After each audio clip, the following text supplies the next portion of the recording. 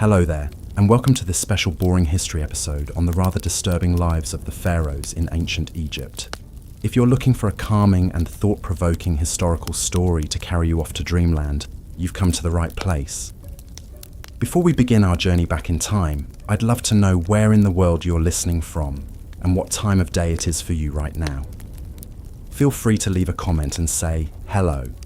And if you enjoy this type of relaxing, educational content, be sure to hit that subscribe button so you never miss an episode.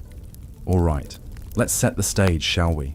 Imagine a land of golden deserts, lush river valleys, and monumental temples and tombs that pierce the vivid blue sky. A civilization that endured for over 3,000 years, leaving an indelible mark on human history. At the center of it all were the pharaohs, the divine rulers who wielded immense power and prestige.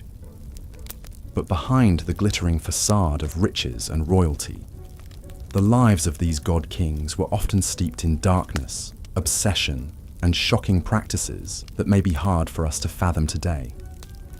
Over the next hour or so, we'll be diving deep into the fascinating and often unsettling world of ancient Egyptian pharaohs. We'll explore their opulent daily lives inside sprawling palace complexes, their tangled webs of royal relationships and rivalries, and their unshakable belief in their own divinity. We'll also confront the pharaohs' fixation on death and the afterlife, which drove them to construct ever more elaborate tombs and funerary temples, and even led some to engage in the chilling practice of human sacrifice. By the end of our journey, we'll have encountered influential figures like Hatshepsut, Akhenaten, King Tut, and Ramses II, and trace the captivating mysteries modern archaeologists are still unraveling about their lives and times. It's a story of power, magic, obsession, and eternal legacies that have enthralled the world for centuries. So dim the lights, settle in, and let the intrigues of ancient Egypt softly whisk you away on the wings of history. But before we fully immerse ourselves in the distant past, let's first zoom out and take in ancient Egyptian civilization at its height. Stretching from around 3100 BCE to 30 BCE, ancient Egypt was one of the first and longest-lasting complex societies in human history. The kingdom was born when King Menes unified the disparate tribes of the lush Nile Valley into a single state, taking advantage of the river's fertile floodplains to fuel an agricultural revolution that would be the envy of the ancient world. Over the centuries, Egypt grew into a powerhouse of wealth, culture, and influence, its lands stretching from the Mediterranean Sea to deep into Nubia in the south. The pharaohs presided over a centralized state with a sophisticated bureaucracy, groundbreaking technological advancements like the ox-drawn plough and sailboats, and a rich culture that produced timeless works of art, architecture, and literature. The Egyptians developed one of the world's earliest writing systems in the form of hieroglyphics, as well as a 365-day calendar that tracked the annual flooding of the Nile with uncanny precision. But perhaps their most visible and enduring achievements were the colossal monuments they left behind: the Great Pyramids, sprawling temple complexes, and subterranean tombs hewn into cliffsides. These awe-inspiring feats of engineering served to project the godlike power and prestige of the pharaohs, while also hinting at the depths of their obsession with death and eternity. For the pharaohs, this earthly life was but a prelude to a glorious and well-provisioned immortality, and they would bend immense resources and human capital to securing their share of forever. At the center of this remarkable civilization were the pharaohs themselves, the divine kings who ruled as the living embodiment of the god Horus on earth. The pharaoh was the supreme authority in all matters of state, religion, and war, wielding a level of power and influence that would be almost unimaginable today. He, or in rare cases she, was responsible for maintaining order and balance in the cosmos, placating the gods with rituals and offerings, and ensuring the prosperity and protection of the Egyptian people. But this exalted status came with a dark side as well. As we'll soon discover, the pharaohs were bound by an intricate and often brutal web of rituals, superstitions, and obligations that governed every aspect of their lives and deaths. From the incestuous marriages they contracted to keep the royal bloodline pure, to the servants and pets they took with them into the grave, to the shocking acts of deification and human sacrifice some pharaohs engaged in, the lives of these divine rulers were often steeped in as much darkness as light. So, as we set off to explore the private lives and enduring legacy of some of history's most iconic and influential rulers, brace yourself for a journey into the captivating, beguiling, and at times disturbing world of the pharaohs of ancient Egypt. Let's begin by imagining a day in the life of a pharaoh at the height of the New Kingdom, around 1500 BCE. Dawn breaks gently over the shining limestone walls of the pharaoh's sprawling palace complex at Thebes. The king and his entourage are roused from their sleep by the soft sound of blind musicians serenading the sunrise, as barefoot servants pad silently through torch-lit halls, bearing trays of delicacies to break the royal fast. In the palace's colonnaded courtyards, songbirds flit among lush gardens and burbling fountains as tame baboons and lion cubs lounge in the shade. The pharaoh emerges from his bedchamber accompanied by a coterie of body servants who have spent the last hour attending to his elaborate grooming regimen. They've shaved his head and body silky smooth to stave off lice, lined his eyes with striking kohl and green malachite, and anointed his limbs with fragrant oils and perfumes. Gold and electrum gleam at his throat and wrists, while an exquisite crown in the shape of a falcon encircles his brow, a symbol of his divine kinship with the god Horus.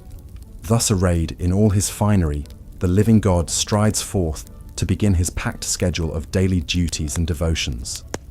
First on the agenda is a visit to the palace shrine to make offerings and libations to the chief gods, Re the sun god, Osiris the god of the underworld, and the pharaoh's own deified ancestors.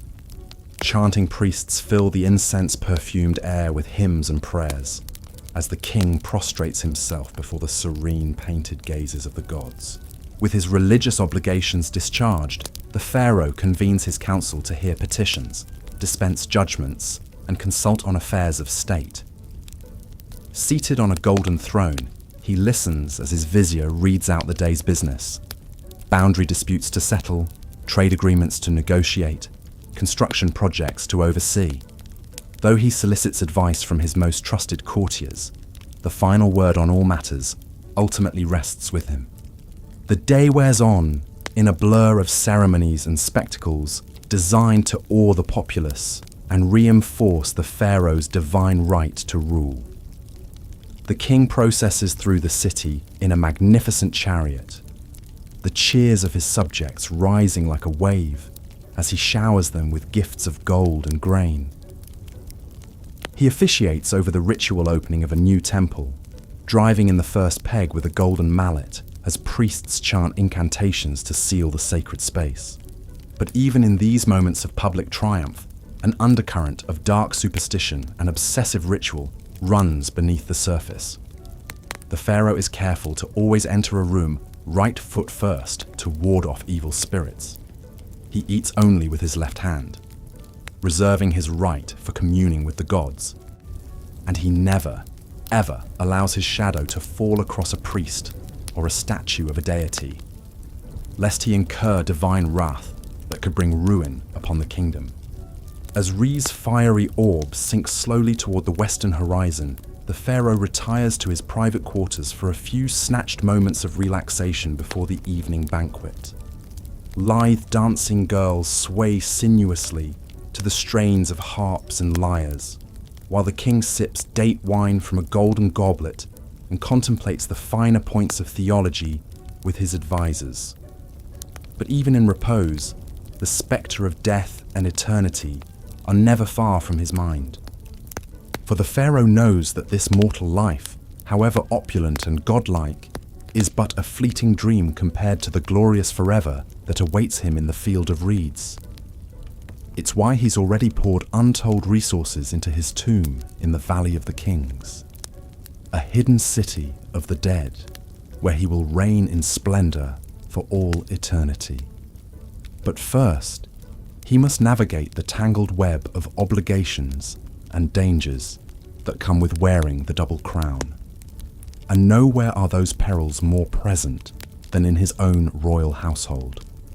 From the day he ascends the throne, one of the pharaoh's most pressing duties is to secure the succession by producing a male heir. But in the incestuous hothouse of the royal family, where pharaohs routinely wed their siblings and even their own children to keep the bloodline pure, the battle for power and influence is always seething just beneath the gilded surface. The king's great royal wife may be his half-sister, but that doesn't stop her from plotting with priests and courtiers to advance her own son's claim to the throne over that of his older half-brother. Indeed, the annals of Egyptian history are littered with tales of palace intrigue, rival queens, and ruthless power plays between potential heirs. Take the remarkable story of Hatshepsut, the female pharaoh who ruled as king in her own right for over 20 years in the 15th century BCE. Though she was originally just a regent for her young stepson Thutmose III, Hatshepsut slowly consolidated power, adopting all the masculine trappings of kingship, and even depicting herself with a beard in official artwork. Or consider the shocking tale of the heretic pharaoh Akhenaten, who upended centuries of religious tradition by proclaiming the sun disk Aten as the one true god and outlawing the worship of all others. In his religious zeal, Akhenaten even changed his name from Amenhotep IV to reflect his devotion to Aten, moved the capital to a remote desert city, and persecuted the powerful priests of Amun. His reign was plagued by palace conspiracies and ended in disaster, with his young son Tutankhamun left to pick up the pieces.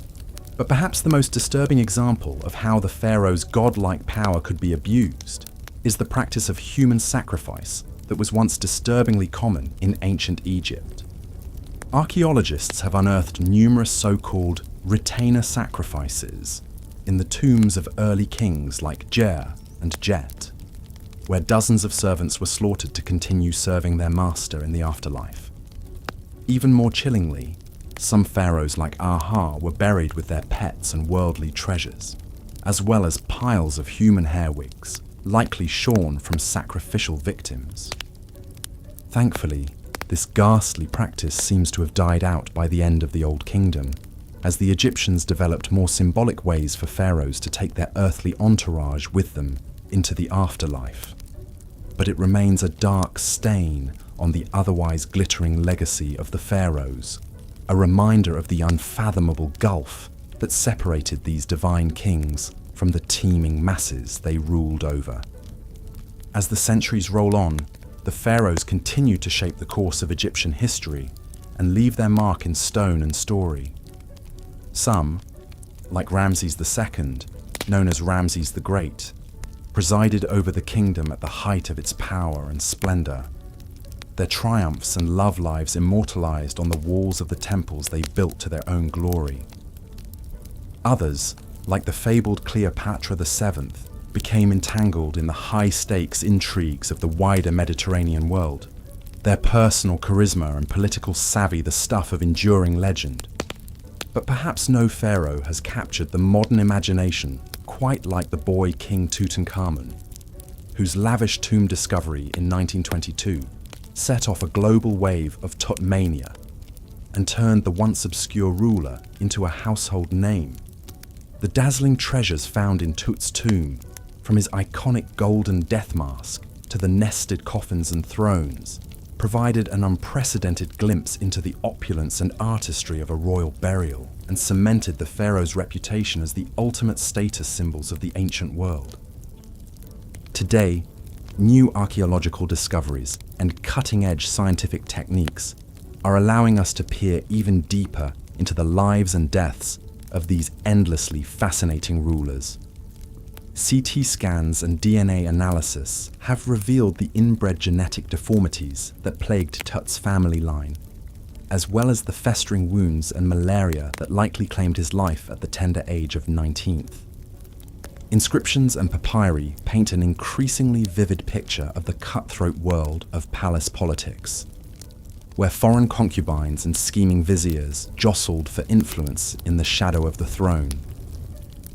And yet, for all the dark secrets and unsettling practices we've uncovered about the pharaohs, their luminous legacy as some of the most iconic and enduring rulers in human history remains undimmed.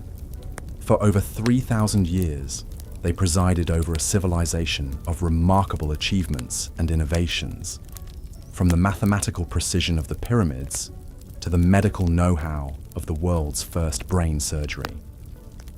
They inspired some of the most sublime and enduring works of art and architecture ever created, from the serene beauty of Nefertiti's limestone bust to the colossal majesty of the Colossi of Memnon.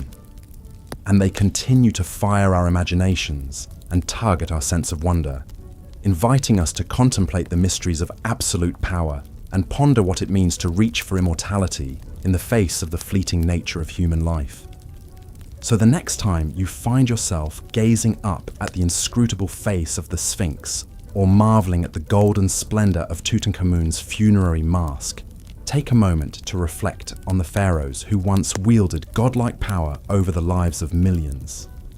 Theirs is a story of dazzling triumphs and shocking abuses, soaring monuments and chilling body counts, unimaginable wealth and existential dread in the face of eternity. It's a story that reminds us of the heights of human achievement and the depths of our capacity for cruelty, the unquenchable thirst for immortality, and the inescapable reality of death. And it's a story that will continue to captivate us as long as the timeless stones of ancient Egypt keep their secrets close, inviting each new generation to unravel anew the endlessly fascinating riddle of the pharaohs. And with that, we've reached the end of our whirlwind tour through the disturbing and dazzling lives of ancient Egyptian pharaohs. I hope you've enjoyed this deep dive into one of history's most iconic and influential civilizations, and that the stories of these larger-than-life rulers have provided some rich food for thought as you drift off to sleep. As always, thanks so much for tuning in to Boring History, and for spending a portion of your day exploring the endlessly fascinating nooks and crannies of our shared human story. If you've enjoyed this immersive journey into the distant past, I'd be thrilled if you could hit that subscribe button and leave a comment sharing your thoughts on the pharaohs and their far-reaching legacy. Until next time, sweet dreams. And may your reveries be filled with the golden light of the eternal sun disk, the lush reeds of the field of reeds, and the whispered secrets of the kings and queens who once ruled as living gods over the shimmering sands of ancient Egypt. Good night. As we've seen, the pharaohs of ancient Egypt lived lives of opulence and grandeur almost unimaginable today. But behind the glittering facade of gold and gods lay a darker reality, one of unchecked power, mystical obsessions, and the ever-present spectre of death. Perhaps no pharaoh embodied these contradictions more than Ramses II, also known as Ramses the Great. Ascending to the throne around 1279 BC, Ramses would rule for an astonishing 66 years. One of the longest reigns in Egyptian history. He presided over an era of great prosperity and embarked on a massive building campaign, erecting temples, obelisks, and statues across the empire. The sheer scale and grandeur of these monuments were meant to awe his subjects and proclaim his divine power for all eternity. But Ramses II's thirst for glory and immortality knew no bounds. He fathered over 100 children with a vast harem of wives and concubines. He didn't hesitate to deface or outright destroy the temples and monuments of previous rulers, replacing their names and images with his own in a brazen act of propaganda. Even the colossal statues he erected of himself, some towering over 80 feet tall, were exercises in deified narcissism and self-aggrandizement. Yet perhaps most disturbing were the measures Ramses took to ensure his own afterlife. His sprawling tomb complex, the Ramesseum, included a massive funerary temple served by an entire city of priests, artisans, and slaves. Ramses spared no expense furnishing his eternal resting place, packing it with unimaginable treasures, golden chariots, exquisite furniture, intricately carved alabaster vessels. Even his beloved pet lion was mummified to accompany him. But Ramses didn't stop there. Recent excavations suggest that many of the pharaoh's household staff, including his concubines, were ritually sacrificed upon his death so they could continue serving him in the afterlife. The remains of these victims paint a grim picture, their bodies posed as if still waiting hand and foot on their master, now an eternally divine king. It's a chilling reminder of just how far ancient Egyptian rulers were willing to go in their quest for immortality and godlike power. Ramses II may have reigned over a golden age, but he also exploited untold thousands in service of his own vanity and delusions of divinity. The blood and sweat of commoners quite literally built his legacy. While Ramses the Great was a particularly egregious example, he was far from the only pharaoh to abuse his absolute power in such ways.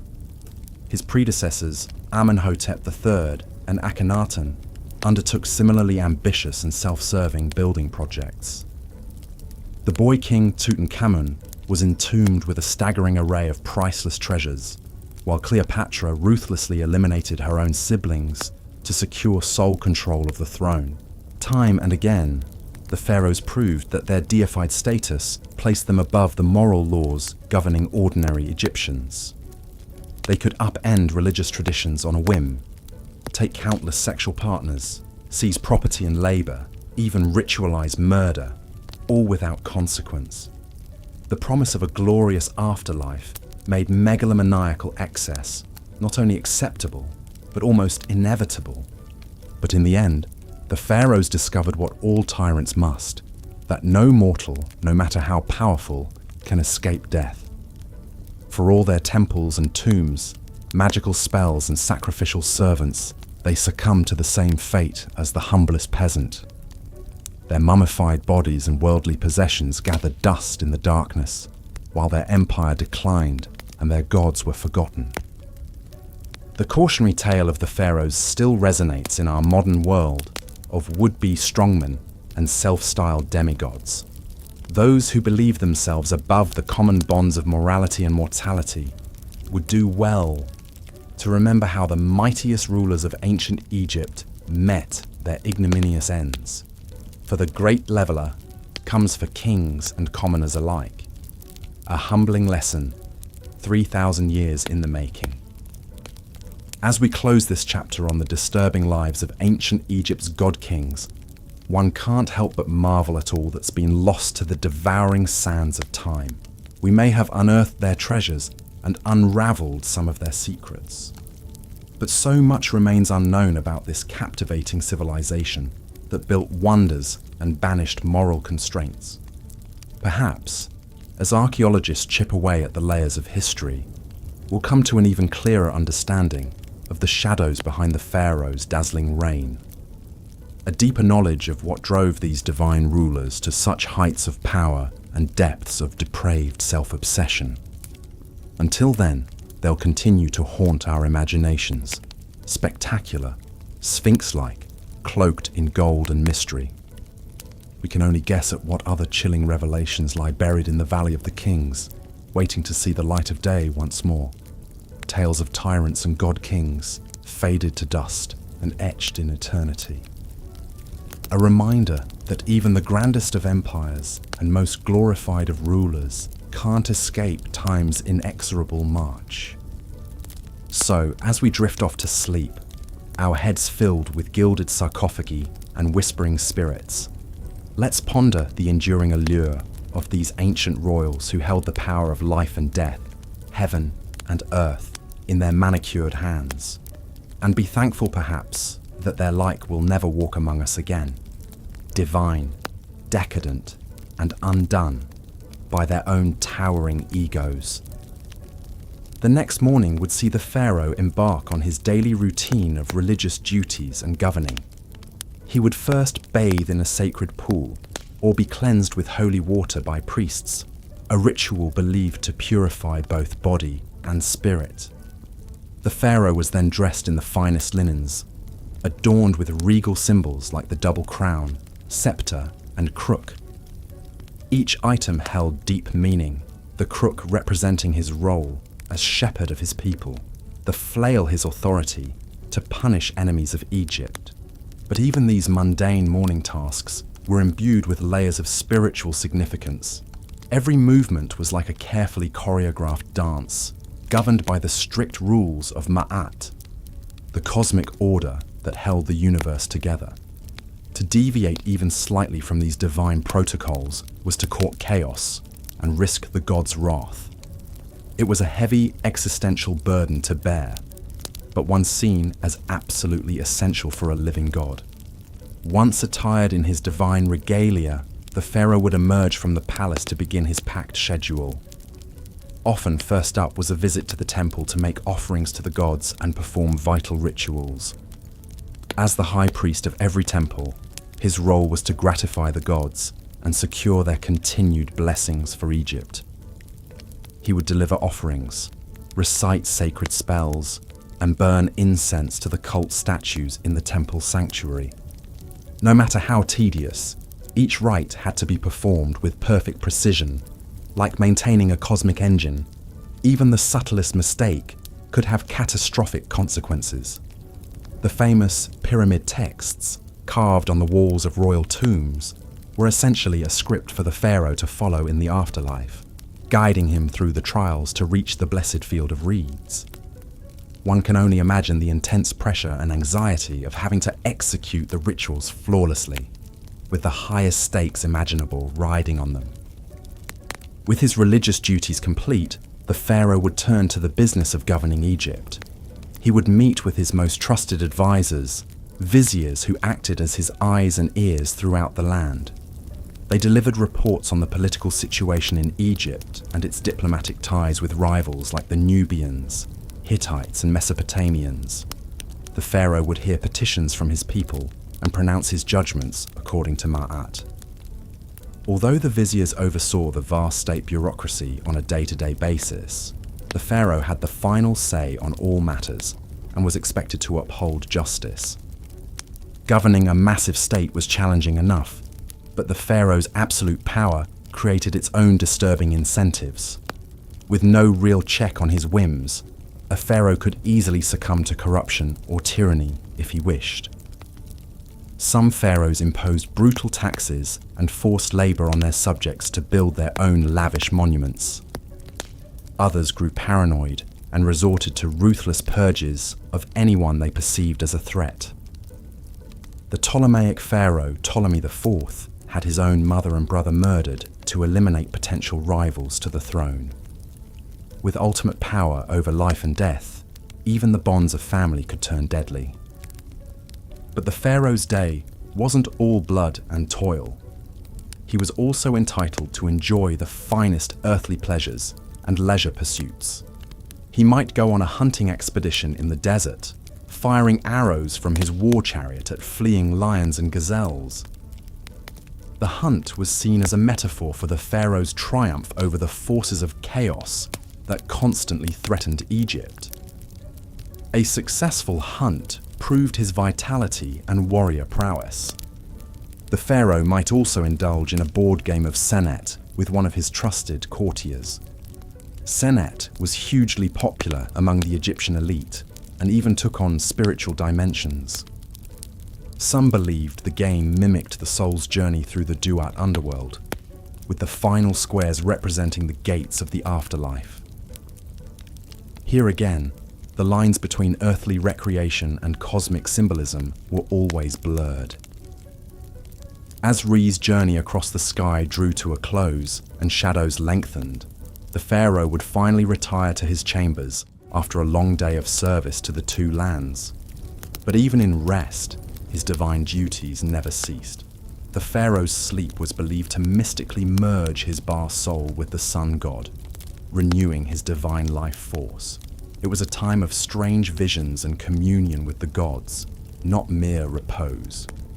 Enigmatic dream books have survived that were used to help interpret the pharaoh's dreams and discern divine messages in them. In one disturbing dream from the Chester Beatty Papyrus, the pharaoh Ramses II dreamt he saw Ptah, the great creator god of Memphis, standing over him with a sword. Ptah angrily chastised him for not completing his temple and struck him on his side. When Ramses awoke, he was determined to appease the wrathful deity by expediting work on the temple. Even in his own dreams, it seemed, there was no refuge from the crushing pressure of his role. The pharaoh's waking hours may have passed according to strict ritual and protocol, but his sleeping mind was an untamed landscape where deities and demons roamed freely. The same potent magic he wielded by day held sway in this nocturnal realm, for good or ill. Spells were carved on headrests and bed frames to protect the vulnerable sleeper from malign forces. This liminal space between waking and dreaming was a potent time for communing with the unseen and for divining the gods' mercurial wills. The life of a pharaoh, from sunup to sundown, was a tightrope walk between the earthly and divine, the banal and sublime. Every action, no matter how routine, took on transcendent significance. In a world pulsing with magic and portent, there could be no real distinction between sacred and profane. That pervasive aura of mysticism and symbolism infused the pharaoh's day-to-day existence, but also justified the absolute power he wielded. By upholding Ma'at in the material realm, the pharaoh sustained the proper order that kept the cosmos from dissolving into oblivion. But that same power also enabled the darkest impulses and excesses of human nature. The challenge for any pharaoh was to embody the lofty virtues of a god on earth, while still being fallible flesh and blood. Some managed that balancing act with justice and restraint, securing their people's prosperity and history's favour. Others succumbed to tyranny and caprice, leaving legacies forever tainted by cruelty. But whether revered or reviled, the pharaohs all shared an existence profoundly alien to our modern sensibilities, where the scope of one's actions held literally life and death stakes for an entire civilization. The pharaoh's day typically began at sunrise with a ceremonial cleansing by priests, followed by a grand procession out to the main temple for ritual offerings and worship. As a living god, this direct link to the divine was the pharaoh's most vital duty, necessary to maintain Ma'at. He would present statuettes of himself as offerings and libate wine, milk, and other precious liquids before the gods. Incense would be burned, prayers recited, and sacred magic enacted through liturgies and hymns. After the morning rituals, the pharaoh would attend to the business of state, receiving ministers' reports, settling legal cases, and issuing decrees on everything from irrigation projects to mining expeditions. He would also engage in more ceremonial duties as the day progressed, from officiating over agricultural festivals to commissioning monumental building works in his name. The pharaoh's workday was interspersed with breaks for meals, recreation, and rest. Meals were sumptuous affairs, with the pharaoh entitled to the choicest cuts of meat, the freshest produce from palace gardens, and delicacies like honey, figs, and dates. Servants would swat flies with long fans and offer water to wash. Recreation might include hunting, board games like Senet, or watching performances by musicians, dancers, and acrobats. Some pharaohs enjoyed swimming in palace pools, or taking a languorous barge ride down the Nile. But even in leisure, there was little respite from ritual and responsibility. If the pharaoh opted for a pleasure cruise, it would be aboard a gilded barge hung with fluttering pennants, rowed by crews of servants as he relaxed under a canopy with his family and courtiers. If he retired to his harem for the evening, he was still expected to spend time with his great royal wife and produce heirs to secure the dynasty.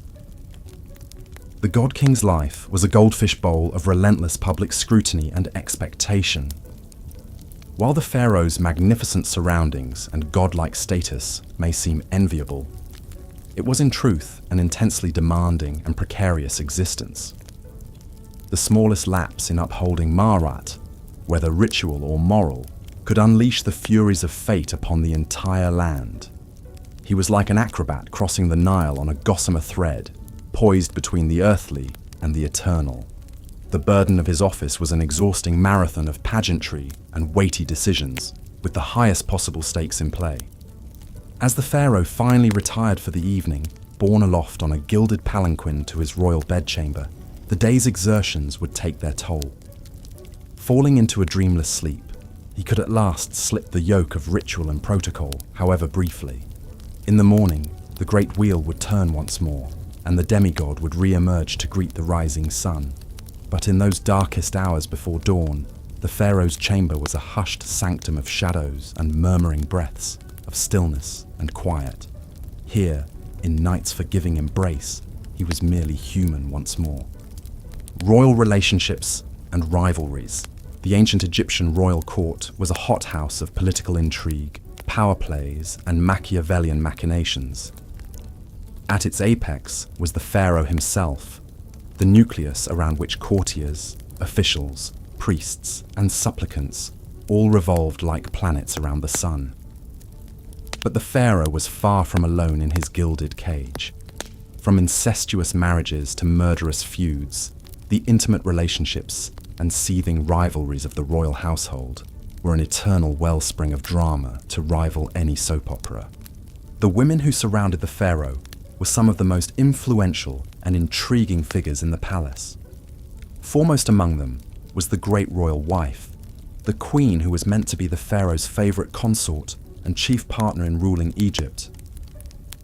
Many queens wielded substantial power in their own right, with some like Nefertiti and Hatshepsut even eclipsing their husband's authority. Nefertiti, the legendary beauty and great royal wife of the oddball pharaoh Akhenaten, may have reigned as a full-fledged co-ruler beside him during the height of the Amarna period's religious upheaval.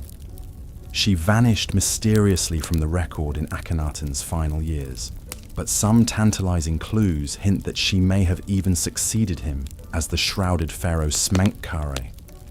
The jury's still out on that enigma. Hatshepsut's unprecedented power play was even more dramatic. As the royal daughter, wife, and mother of kings, Hatshepsut was uniquely poised to make her move when her young stepson Thutmose III inherited the throne. First serving as his regent, Hatshepsut soon assumed the full titles and regalia of a king in her own right, dropping the feminine endings from her royal name.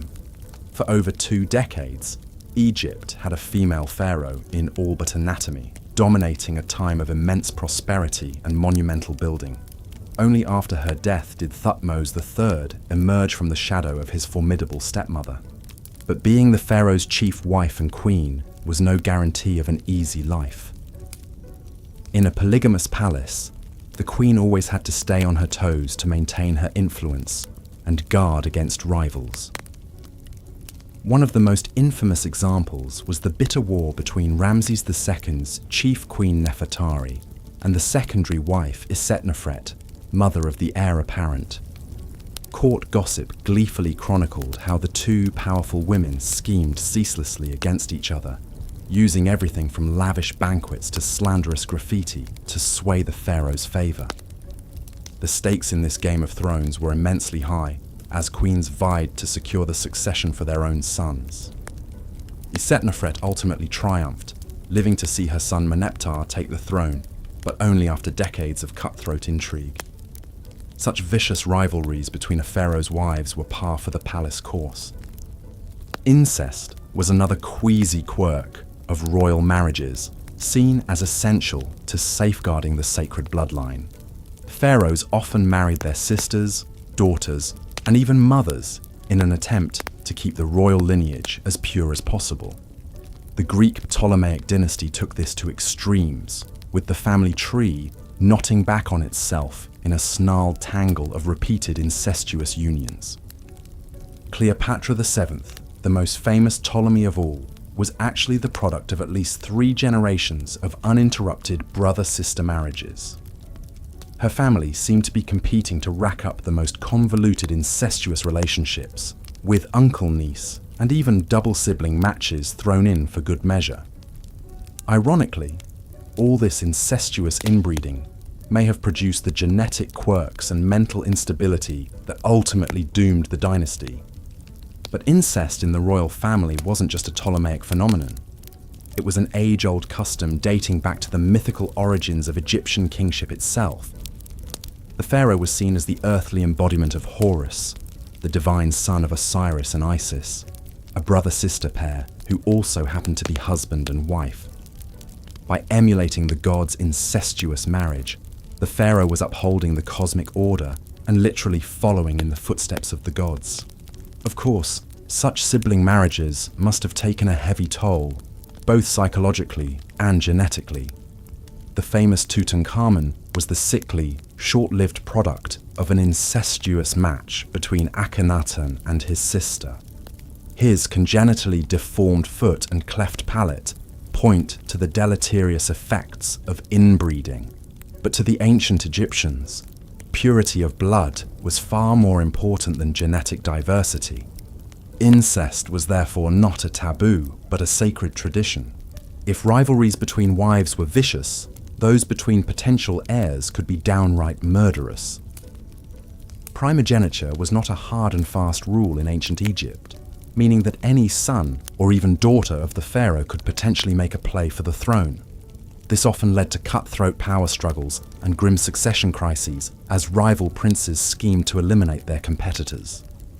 One notorious example was Amenemhat I, the founder of the powerful 12th dynasty. An advisor to the previous king, Amenemhat launched a successful coup and had himself crowned as the new pharaoh. But his reign was plagued by constant conspiracies and assassination attempts, as rival factions jockeyed for power. His own harem even launched a shadowy plot against his life, creeping into the royal bedchamber with daggers drawn.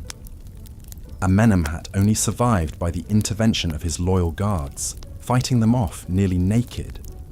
So shaken was Amenemhat by his brush with death that he took the unprecedented step of crowning his son, Senusret I, as co-pharaoh during his own lifetime. By securing the succession early, Amenemhat aimed to stave off further intrigues and smooth the transfer of power. Realpolitik trumped tradition. Amenemhat's instructions to his son, a treatise on effective kingship, reflect his embattled cynicism. Be on your guard against all subordinates, because you cannot be sure who is plotting against you. Perhaps the ultimate example of a royal rivalry turned deadly was the grim fall of Ramses III, the last great pharaoh of the New Kingdom. Court records paint a sordid picture of a geriatric pharaoh with a harem of hundreds, riven by factionalism as rival wives schemed to put their sons on the throne. One wife, Tiye, hatched an audacious plot to assassinate Ramses and crown her son Pentawere in a coup. The conspiracy was uncovered at the 11th hour, but not before a bloody skirmish between guards loyal to Tiye and those protecting the pharaoh. In the end, Ramses' own throat was slit, likely by an assassin who wormed his way into the royal harem. The king lingered just long enough to appoint his designated heir and round up the ringleaders of the failed coup.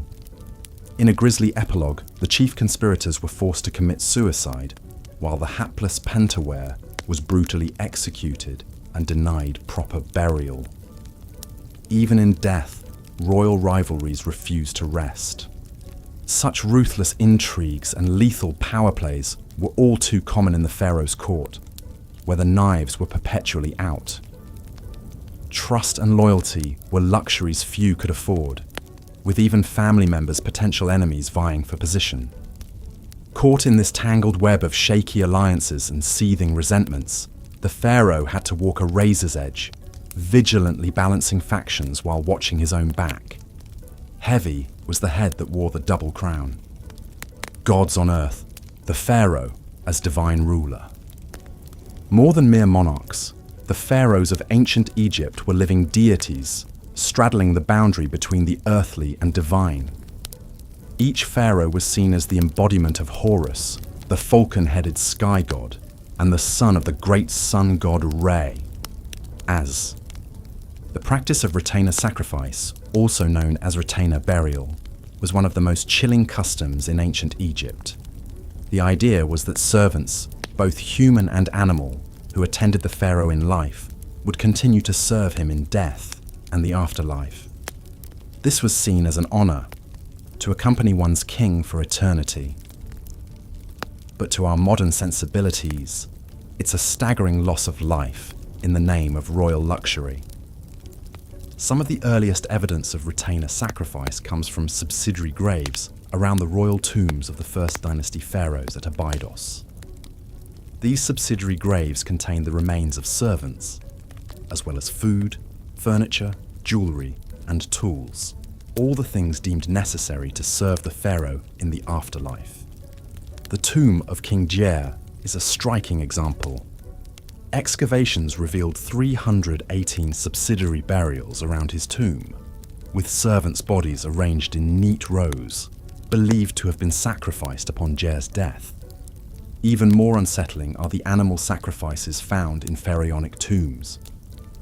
Many kings were buried with their beloved pets to keep them company, hunting dogs, cats, monkeys, gazelles, and more. But some animal graves are on a whole different scale. The tomb of King Horahar contained 10 donkeys that had carried his funeral gifts. King Nama's tomb held 10 dogs. The First Dynasty pharaoh Waj was even buried with no less than 12 baboons, creatures considered sacred to the god Thoth. But perhaps the most bizarre burial good of all was human hair, lots and lots of it.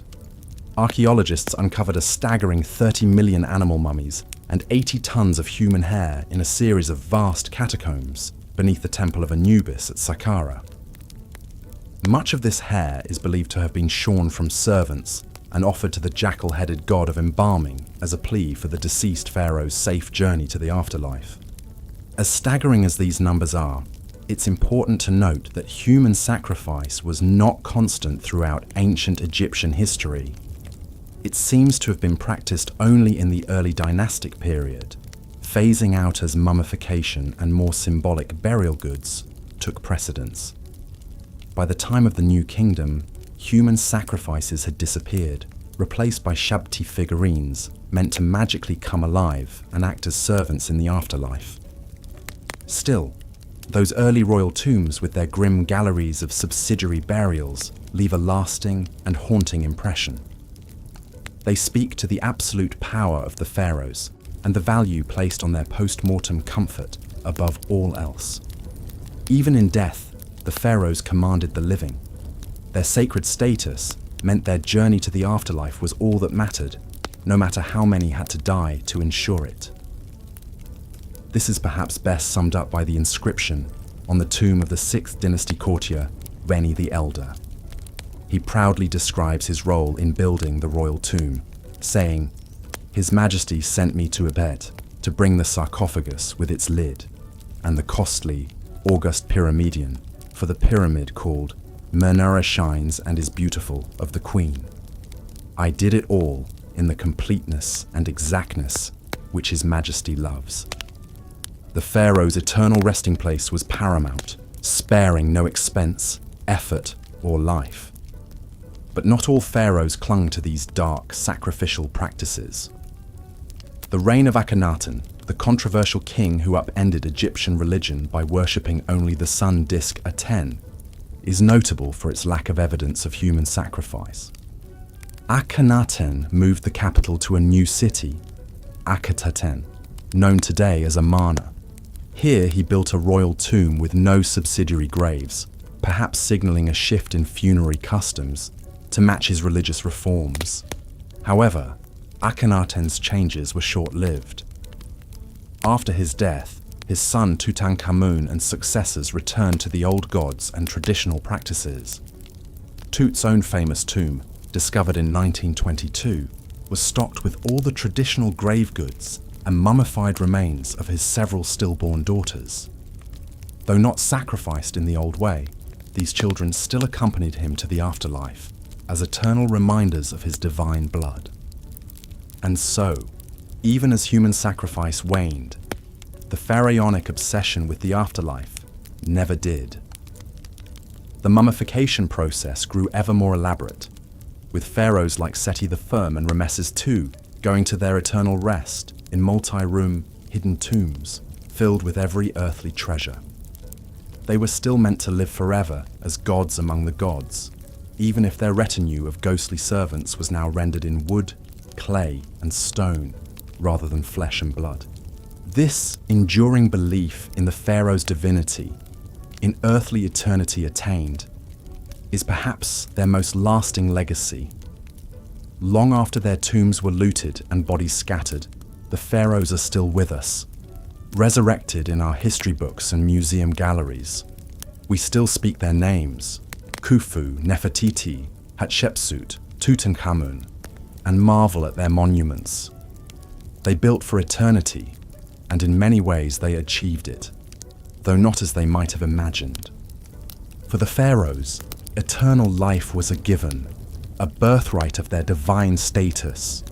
For their subjects, the afterlife had to be earned through service, both in this life and the next. This fundamental divide, the chasm between the god-kings and the rest of humanity, is what makes their world at once so dazzling and so alien to our eyes. It was a world where one person, by accident of birth, could command the living and the dead, move mountains and rivers, and shape the very landscape of eternity. That was the power and the burden of the pharaohs, the sun-sons of ancient Egypt, who lived, ruled, and died as gods on earth. And yet, for all their power and splendor, the pharaohs were still mortal men and women. They suffered from the same human frailties: disease, injury, family drama, political intrigue. They just did so on a much grander scale, befitting their exalted status. This is perhaps what makes them so endlessly fascinating, so ripe for continual study and speculation. They were larger than life, but still life-sized. Untouchable gods, but still flesh and blood. In the end, maybe this is what draws us back again and again to the lives of the pharaohs. They built the pyramids and great sphinx, grand temples and hidden tombs, but they also loved their children, mourned their dead, and hoped for eternity. They were both extraordinarily powerful and extraordinarily human. And that, more than any monument or mummy, is their most enduring legacy. The reminder that even the most exalted among us are still one of us. Even a pharaoh, beneath the crowns and finery, the incense smoke and chanting priests, was still a person making their way in the world, looking ahead to the next. The ancient Egyptians believed that to speak the name of the dead was to make them live again. Perhaps then, we are all part of the pharaoh's afterlife, every time we tell their stories, ponder their lives, and marvel at their works. They built their tombs and pyramids to last till the end of time, and in doing so, they built themselves into the very bedrock of our history. The pharaohs may be gone, but they are not forgotten. They live on in our collective memory, as real and vivid as the paint on their tomb walls. And so we keep them, and their extraordinary, disturbing, dazzling world, alive, now and for all eternity. And so we lay the pharaohs to rest, as they were laid to rest so long ago, with reverence, with wonder, and with the whisper of their names echoing down through the ages. Sleep well, god-kings and queens of the Nile. May your car endure, your bar take flight, and your stories be told for all time. And thank you, dear listener, for accompanying us on this journey into the distant past. May the peace of the Pharaohs be with you, and may your dreams be as sweet as the lotus blossoms on the Nile. Good night. The immense power and influence wielded by the ancient Egyptian pharaohs is truly mind-boggling to contemplate, even thousands of years later. As both divine figures and absolute monarchs, these god-kings lived lives of luxury and excess that would be unimaginable to the average person. But hand in hand with their privileged status came a darker side, one full of deadly intrigues, power-hungry machinations, and disturbing practices that reveal the heavy burden and often twisted realities of sitting on the throne of Egypt. It was a gilded cage in many ways. Take, for example, the pharaoh's daily routine. While it may have been filled with the finest foods, servants attending to every whim, and leisurely pursuits like hunting, boating, and board games, it was also rigidly prescribed by religious duties and superstitious rituals. Every aspect was governed by a desire to maintain Mat, the proper order of the universe. So a pharaoh couldn't simply wake up and do as he pleased. There were temple rites to perform, offerings to make, and a pantheon of gods to appease. The Egyptians believed that the pharaoh had to carry out these rituals in order for the cycles of nature, like the life-giving Nile floods, to continue. That's a heavy responsibility to bear. Even the pharaoh's personal grooming was laden with meaning. Washing in sacred water from the Nile, shaving their heads and donning copious amounts of perfume, makeup and jewelry wasn't just about vanity. It was a way of setting themselves apart, of embodying the divine on earth. And it didn't stop at appearances. Practically every minute of a pharaoh's day was scheduled and accounted for, from petitions and offerings in the morning to touring building projects and consulting with advisors in the afternoon. Even their moments of rest and leisure in the evening were shaped by tradition and the need to be seen as more than human. The pressure to live up to this superhuman ideal must have been immense, and it bred more than a few pharaohs who, drunk on power and self-aggrandizement, took things to dark and disturbing extremes in their quest to be the supreme ruler on both earth and in the afterlife. You can see this most clearly perhaps in the kind of megalomaniac building projects that pharaohs undertook. Not content with your average tomb or memorial temple, some commanded their subjects to toil for decades on massive, glorious monuments to themselves. The Great Pyramid of Giza, one of the 7 wonders of the ancient world, is a perfect example. This was commissioned by the pharaoh Khufu around 2550 BC. Standing over 480 feet tall and comprised of over 2 million limestone blocks, it was the tallest man-made structure in the world for almost 4,000 years. The logistics and labor that went into building Khufu's pyramid are staggering to contemplate. Stones weighing an average of over 2 tons had to be quarried, transported, and assembled with absolute precision, using only primitive copper chisels, bronze saws, wooden rollers and sleds, ramps, levers, and pulleys. Experts estimate it took over 20,000 workers and as long as 27 years to complete. And for what? All to house the corpse of one man and ensure his safe passage to the afterlife. It's an astounding, and some would say appalling, display of power and self-aggrandizement. Not to mention that life was incredibly harsh for the armies of workers who built pyramids like Khufu's. They may not have been slaves, as popular lore often suggests, but the back-breaking work took a serious toll. Scans of skeletal remains from the workers' cemetery show high rates of arthritis, injuries, and stress. Pyramid building eventually fell out of favor, perhaps becoming too costly and time-consuming even for the pharaohs. But the rich and powerful still found other ways to flaunt their wealth in the face of death. Take King Tutankhamun, the famed boy king who ruled in the 14th century BC. While he died young and had a relatively short reign, his golden death mask and opulent grave goods have become enduring symbols of ancient Egypt's wealth and splendor. When Howard Carter unsealed King Tut's small tomb in 1922, he found room after room stuffed to the brim with a dazzling array of over 5,000 priceless objects. Golden shrines, jewel-encrusted chests, intricately carved furniture, chariots, clothes, perfumes, and even food and wine to sustain Tut in the afterlife. The sensational discovery ignited a wave of Tut mania around the world and introduced millions to the glories of ancient Egypt. But it also highlights the phenomenal excess enjoyed by the pharaohs, even the minor ones like Tutankhamun. Some rulers took it even further, burying loyal subjects with them to serve them in death as they had in life. This is a practice known as retainer sacrifice, and evidence for it has been found in some of the earliest royal tombs, going back to the First Dynasty, around 3000 BC.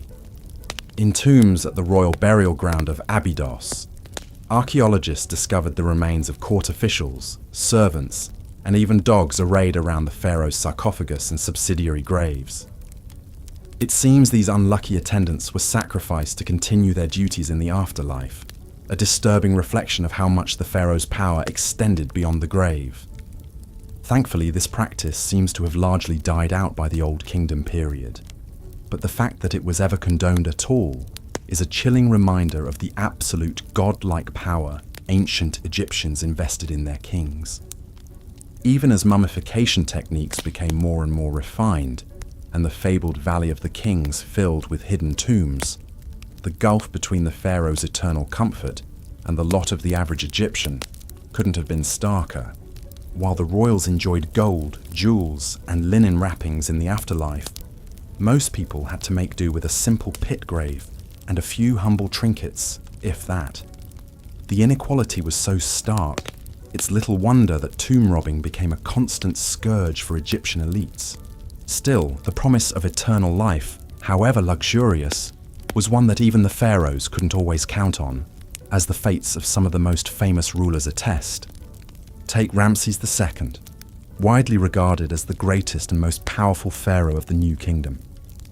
His reign, which lasted an astonishing 66 years, from 1279 to 1213 BC, marked the peak of ancient Egypt's imperial power and prosperity.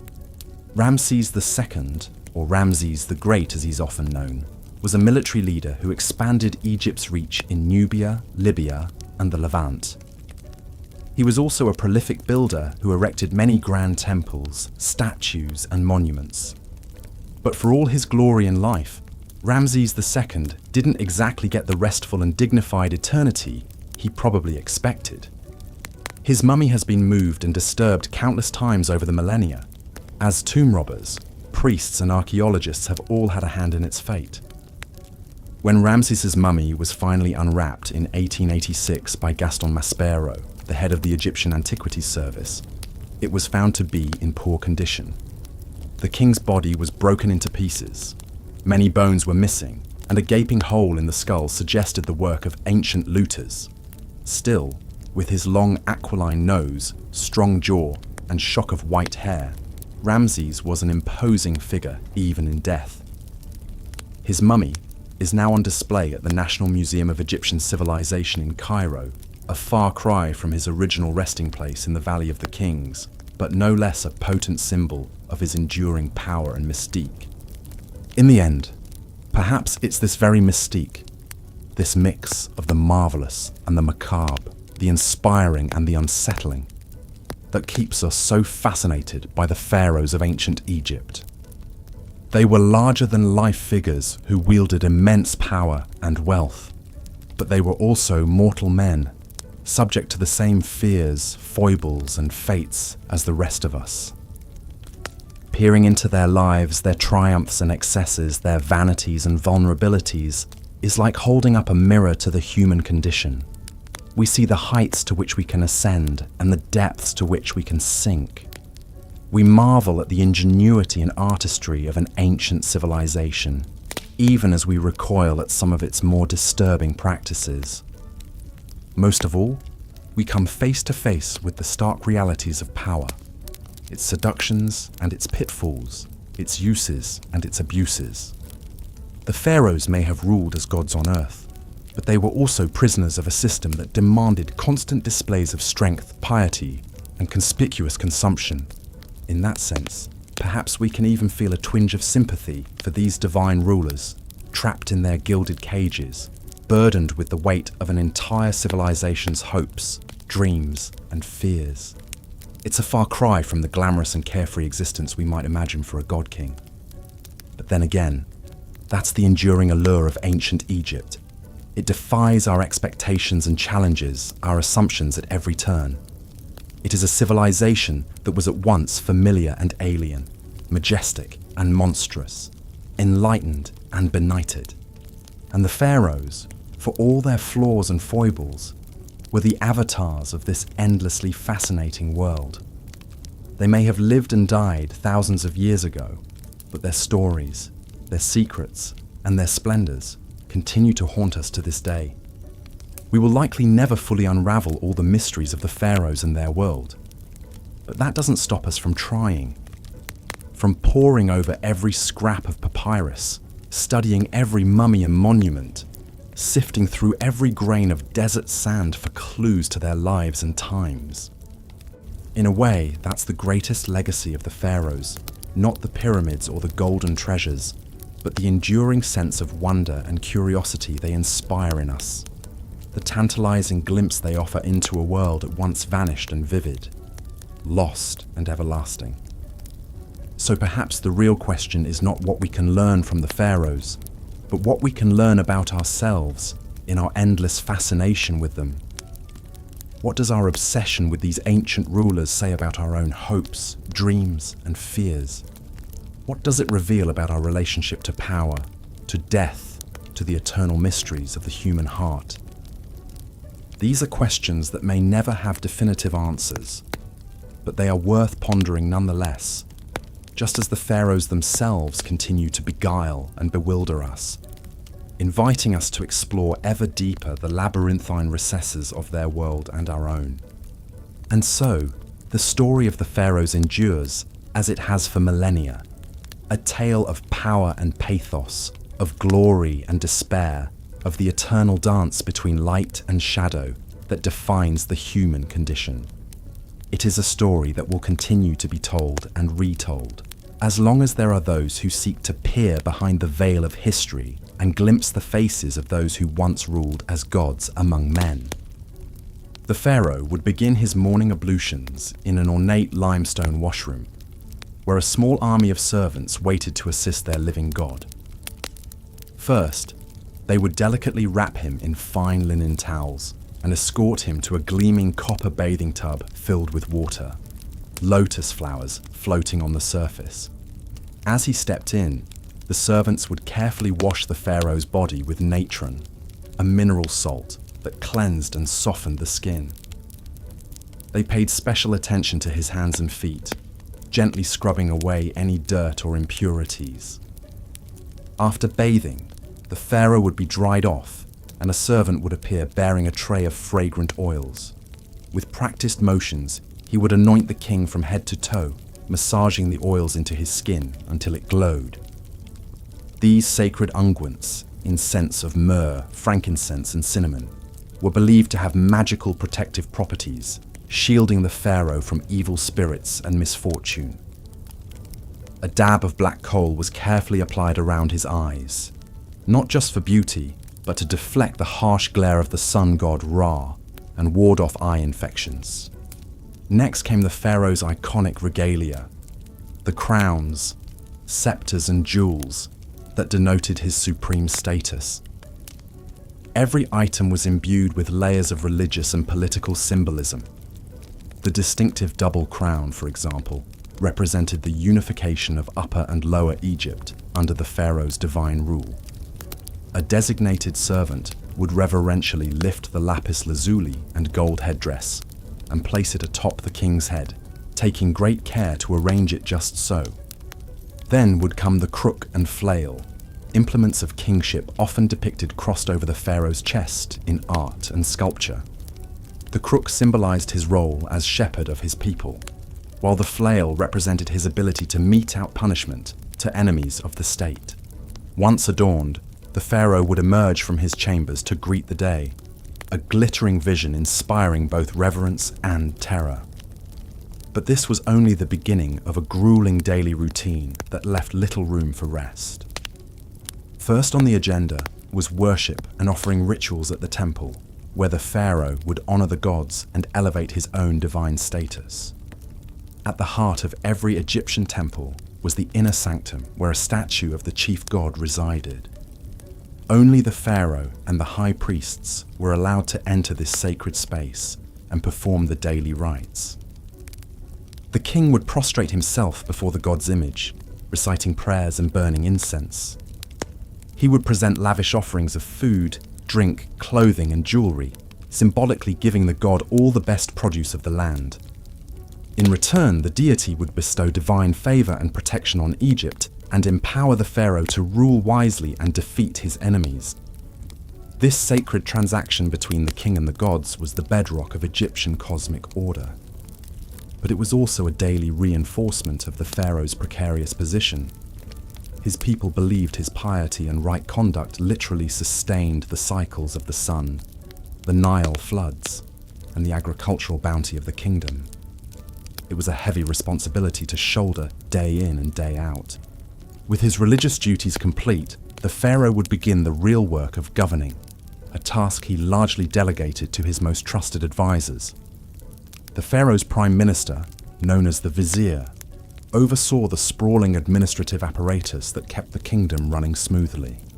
A huge bureaucracy of scribes, tax collectors, and local officials managed everything from recording the Nile flood levels and grain harvests to dispensing justice in the courts.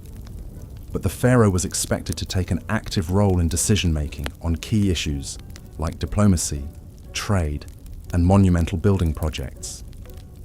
He would consult with his advisors in an audience chamber, seated on a golden throne flanked by statues of the falcon god Horus and the cobra goddess Wadjet. Painted on the walls around him were scenes of the pharaoh smiting foreign enemies and offering to the gods, potent reminders of his larger-than-life duties. Seated at his feet on a dais would be his great royal wife, the queen who bore the next heir to the throne. The vizier and other courtiers would bow low before the royal couple, hands raised in supplication, awaiting their orders. Messengers and petitioners would be ushered in to deliver reports on the state of the kingdom or beg boons from the pharaoh.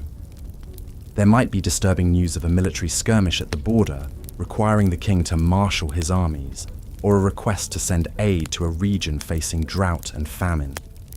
Diplomats from foreign lands would present tribute and tokens of respect in exchange for trade concessions and treaties. The pharaoh would hear each matter in turn, consulting with his advisors and rendering judgments with an authority that could not be questioned.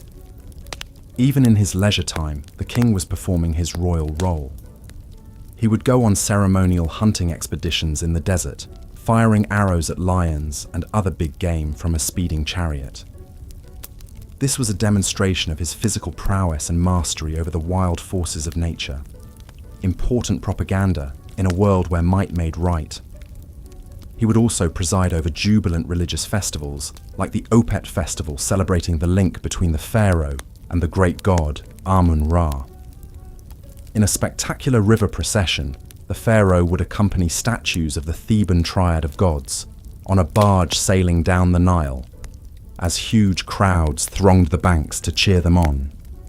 At the end of a long day, the pharaoh would retire to his private quarters, where he might indulge in more earthly pleasures. Many kings kept harems of secondary wives and concubines, in addition to their great royal wife. These women lived in a separate palace area, visited by the pharaoh whenever he desired. Some pharaohs, like Amenhotep III and Ramses II, had over 100 children from multiple wives, an extensive royal brood seen as a sign of the king's virility and divine favor. But even in these intimate moments, there was no escaping the religious and ritual significance woven through every aspect of the pharaoh's life. Having intercourse with his wives wasn't just a sexual act. It was a sacred rite, reenacting the creation of the cosmos by the gods. The pharaoh was expected to perform in the bedroom just as he did on the throne and the battlefield. And the women who shared his bed, while pampered and privileged, also faced intense pressure to produce royal heirs, preferably sons. The stakes were high in a world where the succession of divine kingship was paramount. As the pharaoh drifted off to sleep, no doubt exhausted by the burdens of his exalted station, he could only hope that his efforts had pleased the gods and kept the forces of chaos at bay for another day. Tomorrow would bring new challenges, new opportunities to prove his worth as the living embodiment of divine order on earth. It was a relentless cycle, but one that each pharaoh was born and raised to fulfill, no matter the cost. Such was the disturbing life of these god kings who ruled over ancient Egypt for 3,000 years. Of course, even the most revered pharaohs were only human under all the divine trappings, and behind the palace walls, royal family drama seethed, often with devastating consequences. Rivalries between a pharaoh's wives were common, as each competed to have her son named heir to the throne. These feuds took on legendary proportions in some cases, like the rivalry between Ramses II's wife Nefertari and his secondary consort Isetanofret. Nefertari, whose beauty and influence were so great she was known as the one for whom the sun shines, had borne Ramses several sons, but none had survived to succeed him. Isetanofret saw her chance to install her own son, Meneptah, as crown prince, and worked to undermine Nefertari at every turn. The struggle came to a head when Nefertari's tomb was vandalized, her image hacked out of the wall reliefs in a blatant attempt to erase her from history and memory. Many suspected Isetanofret was behind the desecration, though nothing could be proven. In the end, despite Nefertari's unrivaled status, it was Isetanofret's son Merneptah who took the throne after Ramses' death. Such was the Game of Thrones played out in the pharaoh's court, where even the most beloved consort could fall victim to the ruthless machinations of her rivals. Even more scandalous were the rare but documented cases of incest within the royal family. The pharaohs believed their divine blood had to be kept pure at all costs, even if that meant marrying their siblings or even their own children. This practice may have reached its disturbing apex with the curious case of Akhenaten, the rebel pharaoh who upended centuries of religious tradition by proclaiming the sun disk Aten as the one true god. Akhenaten was already a strange and enigmatic figure, depicted in art with an elongated skull, spindly limbs, and feminine hips that have long puzzled scholars. But even more shocking was his unconventional choice of chief wife and queen, his own daughter, Ankhesenamun. Archaeological evidence suggests Ankhesenamun was born to Akhenaten and his first wife, Nefertiti, when they were both very young, perhaps as young as 12 years old. She would have grown up in her father's sprawling new capital city of Amarna, a surreal landscape dominated by the towering temples of the Aten sun disk. As she blossomed into a young woman, Ankhesenamun caught the eye of her father, who by then had proclaimed himself the living incarnation of the Aten and banned the worship of all other gods. In a move that must have scandalized the court, Akhenaten took his teenage daughter as his great royal wife, the pharaoh's consort who would rule by his side and bear his children. The union was immortalized in a series of intimate portraits carved into Amarna's limestone cliffs, showing the couple locked in romantic embraces, their bodies intertwined. These scenes, almost pornographic by ancient Egyptian standards, suggest an erotic charge to the relationship that went beyond mere dynastic calculation. What Ankhesenamun herself thought of her fate, we can only imagine. As a royal princess, she would have had little say in the matter. The marriage produced at least 2 daughters, but no surviving sons to inherit Akhenaten's throne. When the heretic pharaoh died after a 17-year reign, the Amarna experiment died with him. The old gods were restored, his capital abandoned, and his name erased from the king lists. The young widow Ankhesenamun vanished from the record. Her astonishing story buried until Amarna's ruins were rediscovered in the early 20th century. She has since become an object of fascination and speculation for historians, a symbol of the disturbing lengths to which some pharaohs would go to protect their godly bloodlines. Such was the strange and secretive world of the pharaoh's royal family, a hothouse of intrigue and power struggles played out against the backdrop of divine kingship. The pharaoh may have been worshipped as a god on earth, but he was also a man with all too human appetites and frailties, and those closest to him, the women and children of his household, often paid the highest price for their proximity to power. From incestuous marriages to murderous rivalries, the private lives of the pharaohs were every bit as dramatic and disturbing as their public reigns. But for all the darkness and dysfunction lurking behind palace walls, the pharaohs never lost sight of their ultimate obsession, their own divinity and immortality. From the moment they took the throne, every pharaoh was already planning for the moment they would leave it and ascend to join the gods in the eternal afterlife. And no pharaoh undertook this quest for immortality more assiduously or on a grander scale than the builder of the Great Pyramid of Giza, the legendary Khufu. Ruling in the 4th dynasty of the Old Kingdom around 2550 BCE, Khufu was the son of the pharaoh Sneferu, who had pioneered pyramid building with his innovative bent and red pyramids. But Khufu was determined to outdo his father and erect a monument that would stand the test of eternity. The result was the Great Pyramid, a towering edifice of 2.3 million limestone blocks, rising 481 feet into the desert sky. Even today, it remains the largest single building ever constructed by human hands, a testament to one man's monumental ego and the extraordinary lengths he would go to achieve immortality. The Great Pyramid was more than just a tomb. It was a resurrection machine designed to harness the power of the sun god Ra and the magic of Egyptian engineering to launch Khufu's spirit into the cosmic realms of the gods. Every aspect of its design was suffused with religious symbolism and funerary spells from the pyramid texts, the oldest sacred writings in Egypt. The pyramid's smooth, angled sides were clad in polished white limestone that would have made it shine like a giant prism in the desert sun, a radiant beacon guiding Khufu's soul to the heavens. Inside, a series of narrow, ascending and descending passages led to the king's burial chamber, deep in the heart of the pyramid. This was the most sacred space of all, where Khufu's mummified body would rest in a granite sarcophagus surrounded by all the treasures and supplies he would need for the afterlife.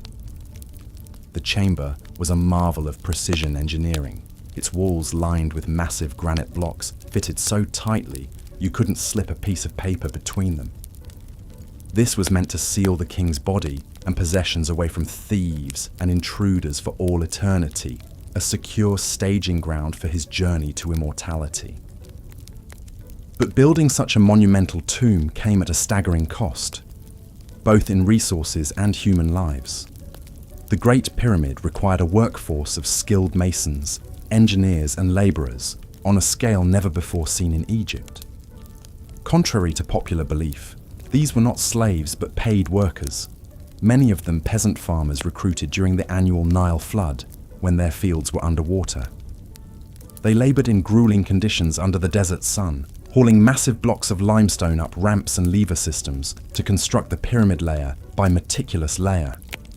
Overseeing this vast operation was the pharaoh's cousin Hemiunu, the royal architect who had designed the pyramid and now managed its construction like a military campaign.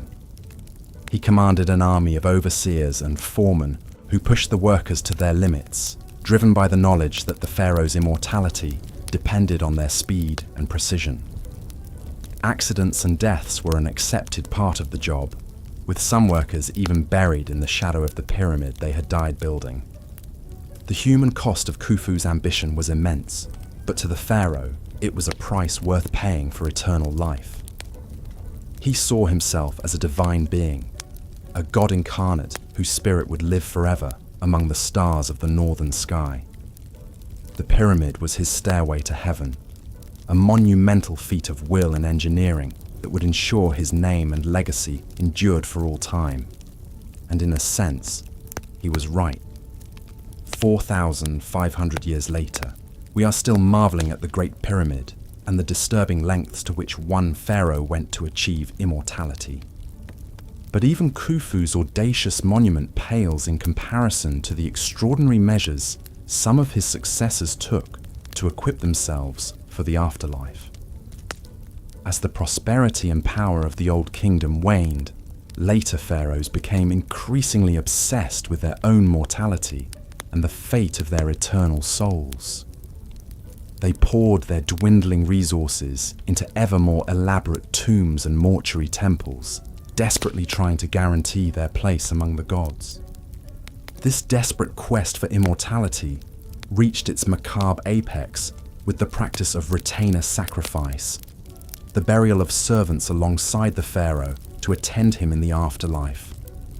The most chilling example comes from the tomb of the First Dynasty pharaoh Jer at Abydos, where archaeologists uncovered the remains of 318 individuals, men, women, and even children, who had been sacrificed and buried in neat rows outside the king's funerary enclosure. The scale of the carnage is staggering, the largest known case of human sacrifice in ancient Egypt. The victims appear to have been palace servants, members of the royal household who were selected to serve the king in death as they had in life. They were likely killed by strangulation or a blow to the head, their bodies hastily mummified and buried with minimal grave goods. Some were even interred in coffins bearing their own names, a poignant reminder of their individual identities and the violent fate that awaited them. What could have motivated such a mass slaughter? For the pharaoh and his priests, it was a natural extension of the king's divine power, his ability to command obedience and service even beyond the grave. The servants were seen as privileged to be chosen for this sacred duty, their sacrifice a necessary part of ensuring the pharaoh's eternal well-being. But one can only imagine the terror and despair of those selected, knowing they would soon be joining their master in death. This disturbing practice appears to have been relatively short-lived, dying out by the end of the Old Kingdom. But it speaks to the incredible power and allure of the afterlife in ancient Egyptian culture, and the extreme lengths to which some pharaohs would go to secure their place in it. The idea of an eternal existence beyond death, where the pharaoh would reign supreme among the gods, was so intoxicating that it justified even the most horrific acts of violence and sacrifice. And it wasn't just human servants who. As the centuries passed, ancient Egypt's New Kingdom period gave way to the Late Period, a time of foreign invasions and rule by outside powers. The Libyans, Nubians, Assyrians and Persians all took their turn at the helm, wresting control of Egypt from native pharaohs. But perhaps no foreign power left quite as indelible a mark as Alexander the Great and the Greek Macedonian Ptolemaic dynasty he left in his wake. In 332 BC, Alexander the Great swept into Egypt, wresting it from Persian control. After being crowned pharaoh in Memphis, he founded the great seaside city of Alexandria, soon to become a cosmopolitan center of Greek culture and learning. But Alexander's reign as pharaoh was cut short by his untimely death in 323 BC. In the chaotic aftermath, his general Ptolemy Wunsota seized control of Egypt, installing himself as the first pharaoh of the Ptolemaic dynasty that would rule for the next 275 years. The Ptolemaic pharaohs were a fascinating fusion of Greek and Egyptian culture. They adopted many Egyptian royal traditions and religious practices to legitimize their rule in the eyes of their subjects. Ptolemy III's son and successor, Ptolemy II Philadelphus, even instituted worship of the deified Alexander, cleverly positioning the Ptolemies as successors to Alexander's divine rule. Yet at the same time, the Ptolemies remained resolutely Greek, marrying their siblings in the Egyptian royal tradition, but giving their children Greek names and hiring Greek architects to reshape Alexandria's landscape in the style of their homeland. One of the most audacious Ptolemaic building projects was surely the Pharaohs lighthouse, constructed on the orders of Ptolemy I Soter. Standing an astonishing 330 feet tall, this wonder of the ancient world guided ships into Alexandria's harbour with its blazing fire at night. The Ptolemies also built grand temples in the traditional Egyptian style, like the Temple of Horus at Edfu and the Temple of Isis on the island of Philae. But they added their own Greek flourishes, inscribing their names in hieroglyphs, but also Greek on temple walls. The most famous Ptolemaic pharaoh of all was of course Cleopatra VII, the last pharaoh of ancient Egypt. But the Ptolemaic dynasty's notorious incestuous marriages produced more than one ambitious, powerful queen over the centuries. Take Berenice II, wife of Ptolemy III Euergetes. When her husband left to fight in the Third Syrian War in 246 BC, Berenice vowed to the goddess Aphrodite that she would cut off her long, luxurious hair if Ptolemy returned home safely. And she made good on her promise, placing her shorn tresses in Aphrodite's temple.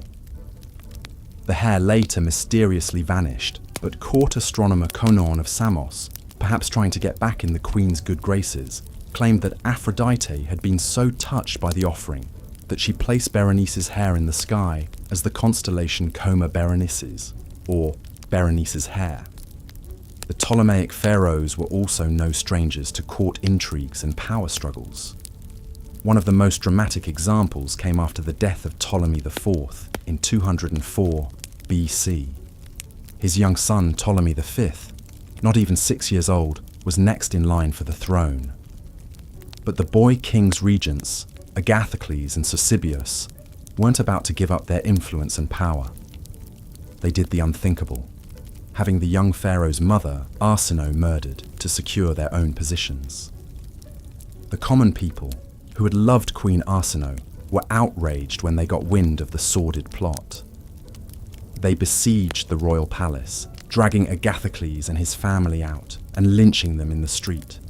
The grisly scene was a stark reminder that while the Ptolemaic pharaohs styled themselves as god kings, they were all too human and vulnerable to the wrath of their subjects.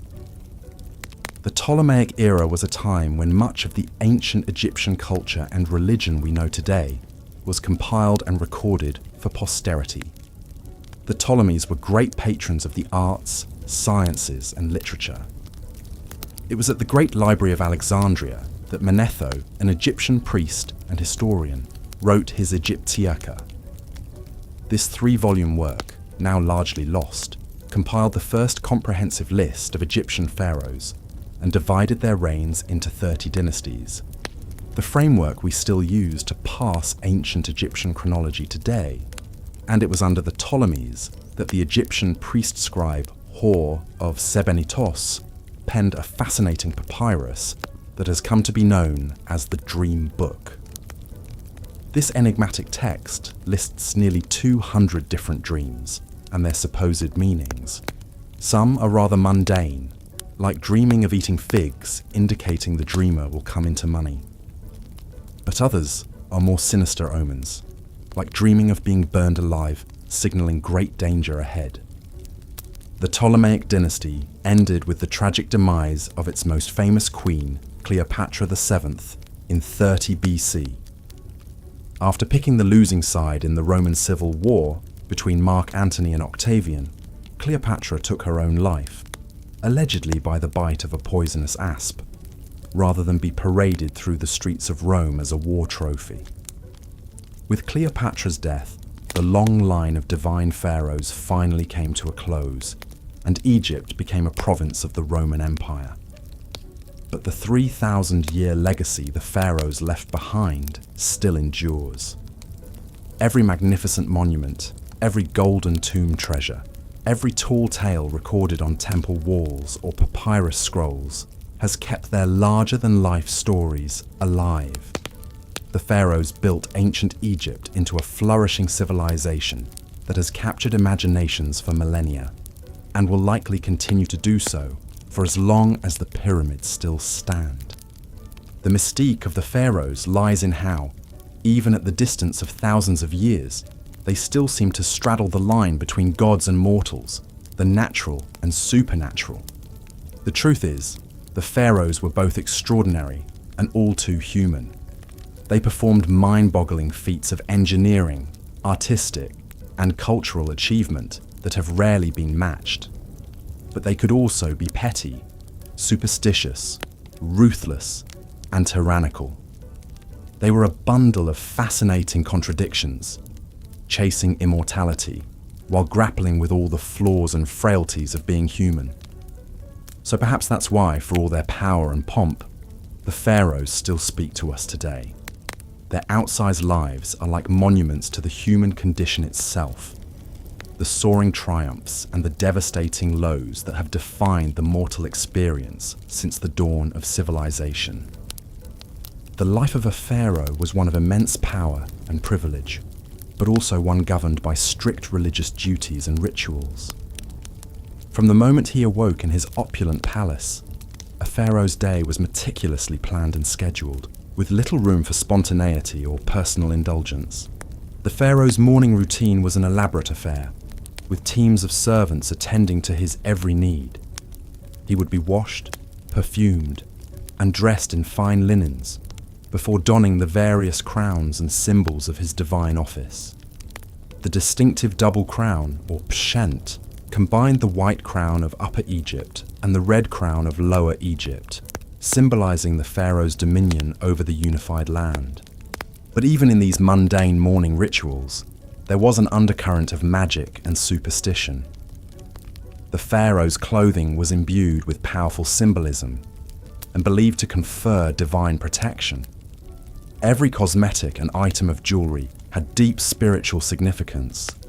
Even the pharaoh's daily ablutions were a sacred rite, with priests reciting spells and incantations as sacred water from the Nile was poured over his head. With his regalia in place, the pharaoh would then consume a light breakfast before beginning his packed schedule of daily duties. As the earthly embodiment of the god Horus, one of the pharaoh's most vital roles was as the supreme religious leader of Egypt. He was responsible for maintaining Ma'at, the cosmic order and balance, through his divine intercession with the gods. This meant that a significant portion of the pharaoh's day was taken up with religious ceremonies and temple rituals. He would make offerings to the gods, perform libations, and recite the necessary incantations to ensure the continued favor of the divine realm. These rituals were not just symbolic, but were believed to have a real and tangible impact on the prosperity and stability of Egypt. But the pharaoh was not just a religious figurehead. He was also the supreme political ruler of one of the most powerful empires of the ancient world.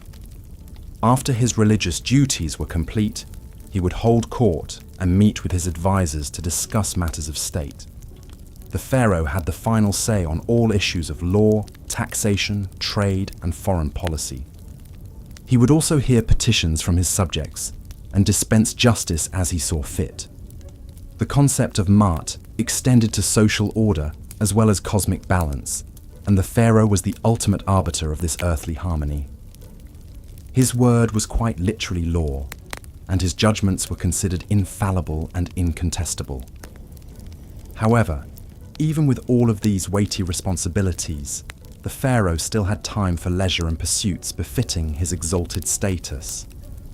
He might go hunting in the lush marshes along the Nile, or enjoy a sumptuous banquet with his courtiers and foreign dignitaries.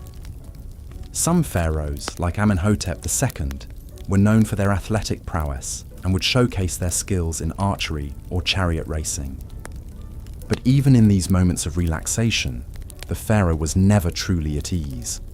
His life was governed by a strict code of behavior and a constant awareness of his divine role.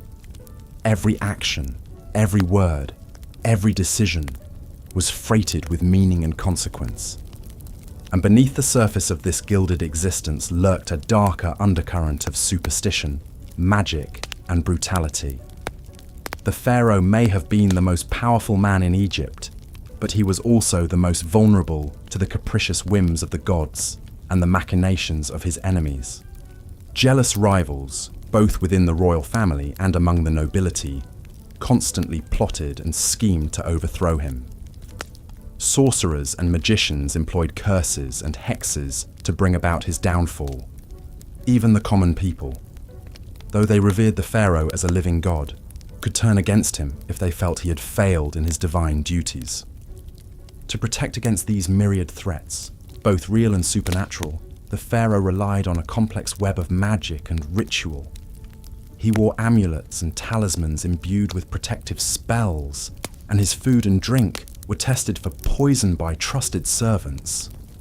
His palace was warded against evil spirits, and his bedchamber was guarded by the most loyal and fearsome of his warriors. But even with all of these precautions, the life of a pharaoh was a precarious one.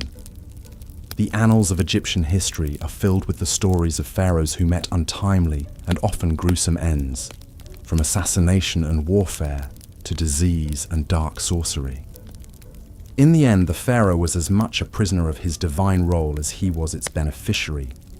For all of his power and privilege, he was ultimately a slave to the crushing weight of tradition, superstition, and the unyielding expectations of his gods and his people. The life of a pharaoh was indeed a gilded cage, opulent and glittering on the outside, but constricting and suffocating within. And yet, for all of its dangers and drawbacks, the allure of the pharaonic crown was an irresistible one. The chance to wield such godlike power, to shape the course of an empire, to have one's name etched into eternity, these were temptations that few could resist.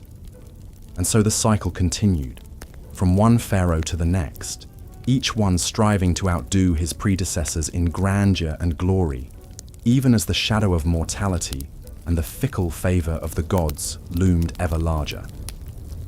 Such was the burden and the blessing of the pharaohs, the god-kings of ancient Egypt, whose lives and legacies continue to fascinate and enthrall us to this day. But the pharaonic crown was a heavy one, both literally and figuratively. The great golden headdresses and crowns worn by the pharaohs could weigh up to 5 pounds, a physical reminder of the weighty responsibilities they carried. And for all of their divine status and earthly power, the pharaohs were still mortal men, subject to the same fears, frailties, and vices as any other. Perhaps nowhere was this more evident than in the royal court, where the pharaoh was surrounded by a vast retinue of family, advisors, courtiers, and servants. While the pharaoh may have been the supreme ruler of Egypt, he still had to navigate the treacherous waters of court politics and intrigue on a daily basis. At the center of this was the royal family itself. The pharaoh typically had multiple wives, including a chief queen who held a special status and would bear the pharaoh's heir. But he also had a vast harem of lesser wives and concubines, many of whom were foreign princesses sent as diplomatic gifts to cement alliances with other nations. This complex web of marriages and liaisons was not just about pleasure or politics. It was also driven by a deep-seated obsession with preserving the purity and divinity of the royal bloodline. The Egyptians believed that the pharaohs were literal descendants of the gods, and that this divine essence was passed down through the generations.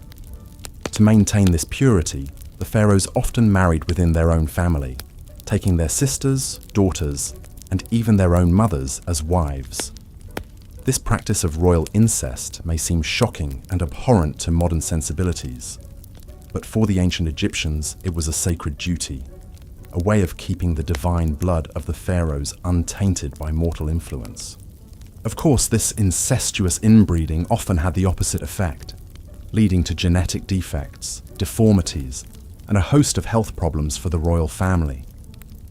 The mummies of several pharaohs, including the famous King Tutankhamun, show clear signs of congenital disabilities and chronic illnesses that were likely the result of generations of close familial marriages. But for the pharaohs, the risks of incest were outweighed by the perceived benefits of preserving their divine status.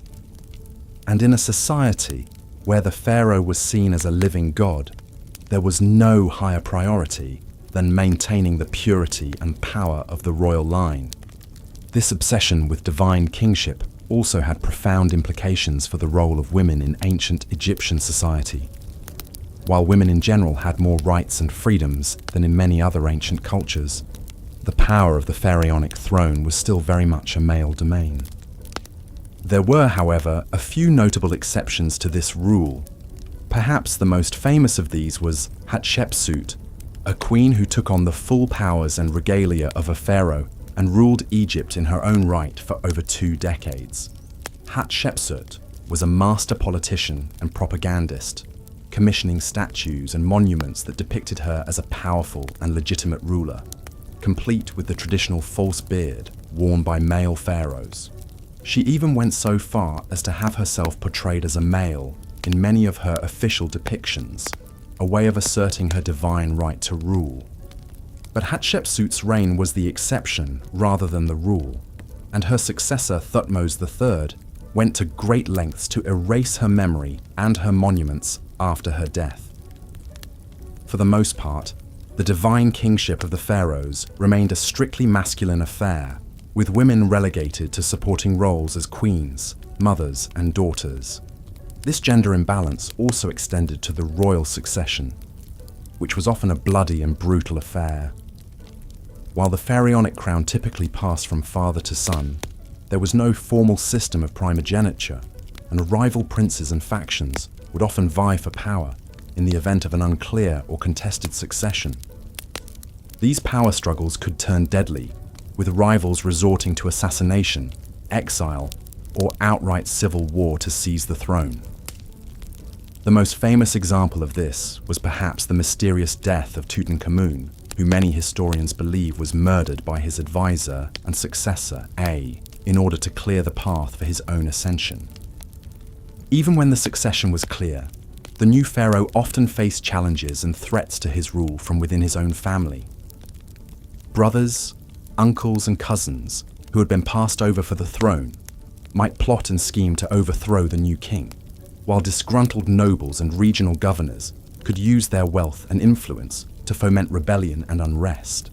To counter these threats, the pharaohs relied on a combination of political savvy, military might, and divine propaganda. They would reward loyal followers with titles, lands, and wealth, while ruthlessly suppressing any signs of dissent or disloyalty. They would also go to great lengths to emphasize their own divine status and right to rule, commissioning grand monuments and temples that celebrated their godly power and accomplishments. But even the mightiest pharaoh was still mortal, and the spectre of death loomed large over the royal court. The Egyptians believed that the pharaoh's divine essence would live on in the afterlife, where he would join the gods in an eternal paradise. But to achieve this immortality, the pharaoh's body had to be preserved and protected, along with all the trappings of his earthly power and status. This belief in the afterlife was the driving force behind the construction of the Great Pyramids, the massive tombs that have become synonymous with ancient Egyptian culture. These monumental structures were not just grand displays of wealth and power. They were also elaborate machines designed to launch the pharaoh's soul into the heavens and ensure his eternal life among the gods. The process of preparing a pharaoh for the afterlife was a long and elaborate one, beginning even before his death. As soon as a new pharaoh took the throne, work would begin on his tomb and mortuary temple, which could take decades to complete. The pharaoh would be intimately involved in the planning and design of these structures, choosing the location, the layout, and the decorative program that would adorn the walls. At the same time, the pharaoh would begin accumulating the vast array of grave goods and treasures that would accompany him into the afterlife. These could include everything from furniture and clothing to jewelry and weapons, as well as huge stockpiles of food and drink to sustain the pharaoh on his journey. But perhaps the most vital component of the pharaoh's afterlife preparations was the process of mummification, which would transform his mortal body into an eternal vessel for his divine spirit. This was a long and complex process that could take up to 70 days to complete, involving the removal of internal organs, the desiccation of the body with natron salts, and the careful wrapping of the corpse in layers of linen bandages.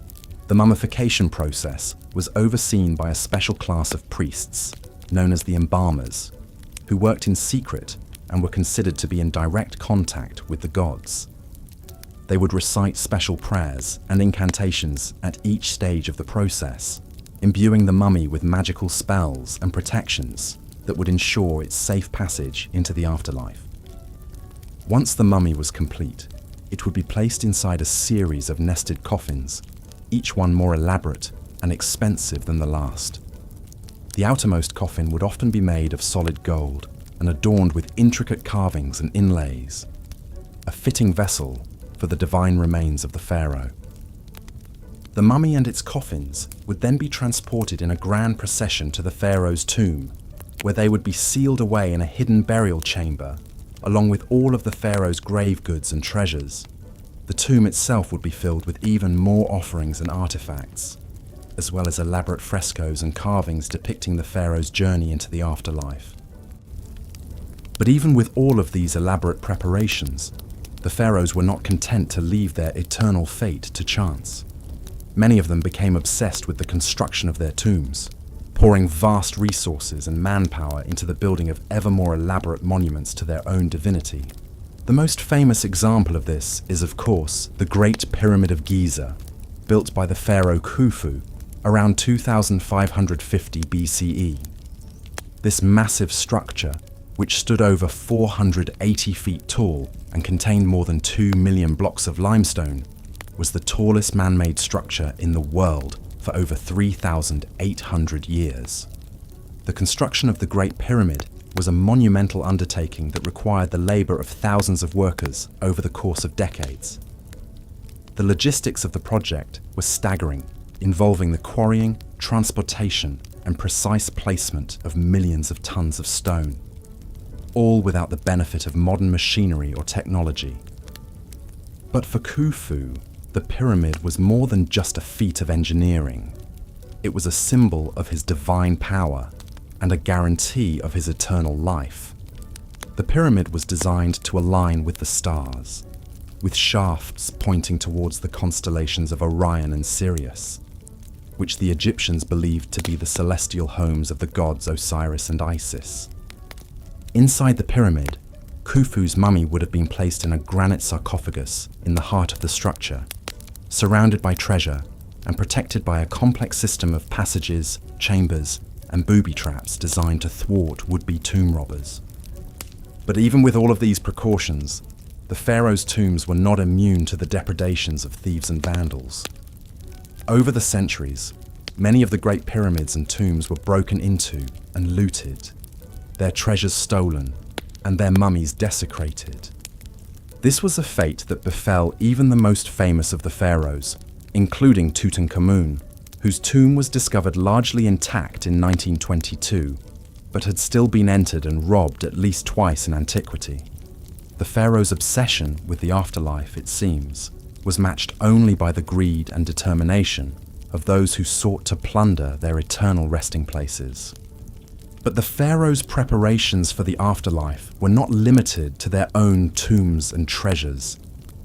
In a practice that seems shocking and horrifying to modern sensibilities, some pharaohs were buried along with servants, courtiers, and even pets, all of whom were sacrificed in order to accompany their master into the afterlife. The most extreme example of this practice was found in the tomb of the first dynasty pharaoh Jer at Abydos. where archaeologists discovered the remains of 318 individuals who had been sacrificed and buried alongside the pharaoh. These included servants, guards, and even women and children, some of whom showed signs of strangulation or blunt force trauma. This practice of human sacrifice was not limited to the early dynasties either. The tomb of the 12th dynasty pharaoh Amenemhat III at Hawara contained the remains of at least 5 young women who had been sacrificed and buried with the pharaoh, along with a menagerie of animals, including a monkey, a dog, and several ducks. Even more bizarre was the discovery of tens of thousands of human hair wigs in the tomb of the 18th dynasty pharaoh Amenhotep II. These wigs, which were made from the hair of young girls and women, were apparently intended to provide the pharaoh with a ready supply of fresh hair in the afterlife, a symbol of his eternal youth and virility. These disturbing practices speak to the incredible power and influence of the pharaohs, as well as the deeply ingrained beliefs and superstitions that governed ancient Egyptian society. For the pharaohs, the afterlife was not just a vague hope or a religious abstraction. It was a very real and tangible goal, one that demanded the utmost preparation and sacrifice. But as Egyptian society evolved and changed over the centuries, so too did the practices surrounding the pharaohs' burials. By the time of the New Kingdom, human sacrifice had largely fallen out of favor, replaced by symbolic offerings and the use of Shabti figurines, small statues that were believed to come to life and serve the pharaoh in the afterlife. And as the power of the pharaohs began to wane in the later dynasties, so too did the grandeur and scale of their tombs. The last of the Great Pyramid builders was the 12th dynasty pharaoh Amenemhat III, and by the time of the New Kingdom, the Pharaoh. As we've seen, the lives of the pharaohs were a complex tapestry woven from the threads of divine power, mortal excess, and an unshakable fixation on the afterlife. But perhaps no pharaoh embodies these themes quite as vividly as Ramses II, also known as Ramses the Great. Born around 1303 BCE, Ramses was the third pharaoh of the 19th dynasty, and he would go on to become the most celebrated and most prolific builder in all of ancient Egyptian history. He ruled for an astonishing 66 years, fathered over 100 children, and left an indelible mark on the landscape of Egypt with his colossal building projects. From the moment he took the throne, Ramses set out to immortalize his legacy in stone. He didn't just build temples and monuments, he built cities. His capital, Ramses, was a sprawling metropolis in the Nile Delta, adorned with lush gardens, stately palaces, and of course, towering statues of Ramses himself. The city was a testament to Ramses' wealth, power, and unrivaled ego. But Ramses didn't just build on a grand scale. He built with a singular purpose: to ensure his own glorification and immortality. Every temple, every obelisk, every statue was emblazoned with his name and his image. He even went so far as to carve his own likeness into existing monuments, often over the names of previous pharaohs. In Ramses' world, there was room for only one god on earth, and that god was Ramses. Of course, all this self-aggrandizement didn't come cheap. Ramses' building projects required vast amounts of labor and resources, much of it carried out by slaves and prisoners of war. The lives of these workers were hard and often short, spent toiling in the blistering heat of the desert sun. But to Ramses, their suffering was a small price to pay for the glory of his eternal legacy. And what a legacy it was! From the magnificent temples of Abu Simbel to the sprawling complex of Karnak, Ramses left his mark on nearly every corner of Egypt. His reign saw military triumphs like the Battle of Kadesh against the Hittites, as well as monumental building achievements like the completion of the Great Hypostyle Hall at Karnak, a forest of 134 massive columns covering an area of 54,000 square feet. But perhaps Ramses' most enduring legacy is the very fact that we know so much about him at all. With his relentless self-promotion and larger-than-life persona, Ramses ensured that his name would live on long after his death. And live on it has. Ramses remains one of the most famous and recognizable figures from the ancient world, a towering symbol of the power and majesty of the pharaohs. Of course, not all pharaohs were as successful in their quest for immortality as Ramses. Take, for example, the curious case of Akhenaten, the so-called heretic king who ruled during the 18th dynasty. Akhenaten is best known for his radical religious reforms, in which he abandoned the traditional pantheon of Egyptian gods in favor of a single deity, the Aten, represented by the solar disk. Akhenaten's devotion to the Aten was all-consuming. He built a new capital city, Akhetaten, dedicated solely to the worship of his one true god. He changed his name from Amenhotep IV to Akhenaten, meaning devoted to Aten. He even altered the traditional style of Egyptian art, eschewing the rigid, formalized depictions of pharaohs and gods in favor of a more naturalistic, almost androgynous style. But Akhenaten's religious revolution was short-lived. After his death, his successors quickly abandoned Akhetaten and returned to the old gods, going so far as to deface and dismantle Akhenaten's monuments and temples. His name was struck from the records, his legacy all but erased. In the end, Akhenaten's single-minded devotion to his god led not to immortality, but to obscurity. And then there's the sad story of Tutankhamun, better known to us as King Tut. Tutankhamun is perhaps the most famous pharaoh of all time, thanks in large part to the stunning discovery of his intact tomb in 1922. But the life of this young king was marked by tragedy from the very start. Tutankhamun was born into a royal family in crisis. His father was none other than Akhenaten, and his mother was likely Akhenaten's own sister. Inbreeding was not uncommon among the Egyptian royalty, who believed that keeping the royal bloodline pure was essential to maintaining their divine status. But it also led to a host of genetic problems, including the congenital defects that plagued Tutankhamun throughout his short life. When Tutankhamun took the throne around the age of 9, he inherited a kingdom in chaos. Akhenaten's religious reforms had alienated the powerful priesthood and destabilized the country. Tutankhamun's advisors, including the Vizier I and the General Horemheb, set about restoring the old order, reopening the temples, and re-establishing the cult of Amun. But Tutankhamun himself was a frail and sickly child, beset by a host of physical ailments. He suffered from a cleft palate, a clubbed foot, and a severe overbite. He walked with a cane, and may have even suffered from a rare genetic disorder called Klippel-Feil syndrome, which causes the fusion of the vertebrae in the neck. Despite his physical limitations, Tutankhamun did his best to fulfill his duties as pharaoh. He oversaw the restoration of the old temples and commissioned new building projects, including his own tomb in the Valley of the Kings. But his reign was cut tragically short. Tutankhamun died around the age of 19, possibly from an infection caused by a broken leg. The story of Tutankhamun is a poignant reminder of the human frailty that lurked behind the facade of divine power. For all their wealth and influence, the pharaohs were still mortal men, subject to the same flaws and weaknesses as the rest of us.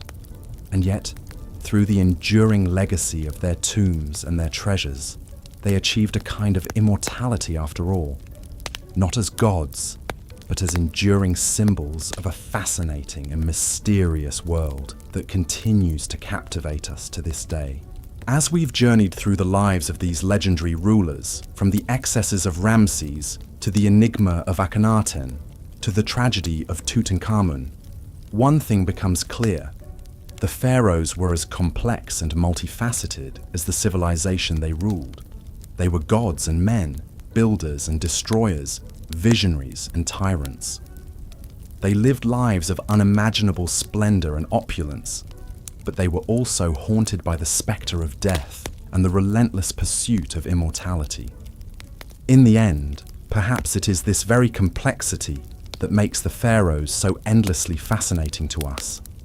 They were not just historical figures, but mythic archetypes, embodying the timeless themes of power, ambition, and the search for meaning in the face of mortality. And through the enduring legacy of their monuments and their stories, they continue to speak to us across the millennia, whispering secrets of a world long vanished but never truly lost.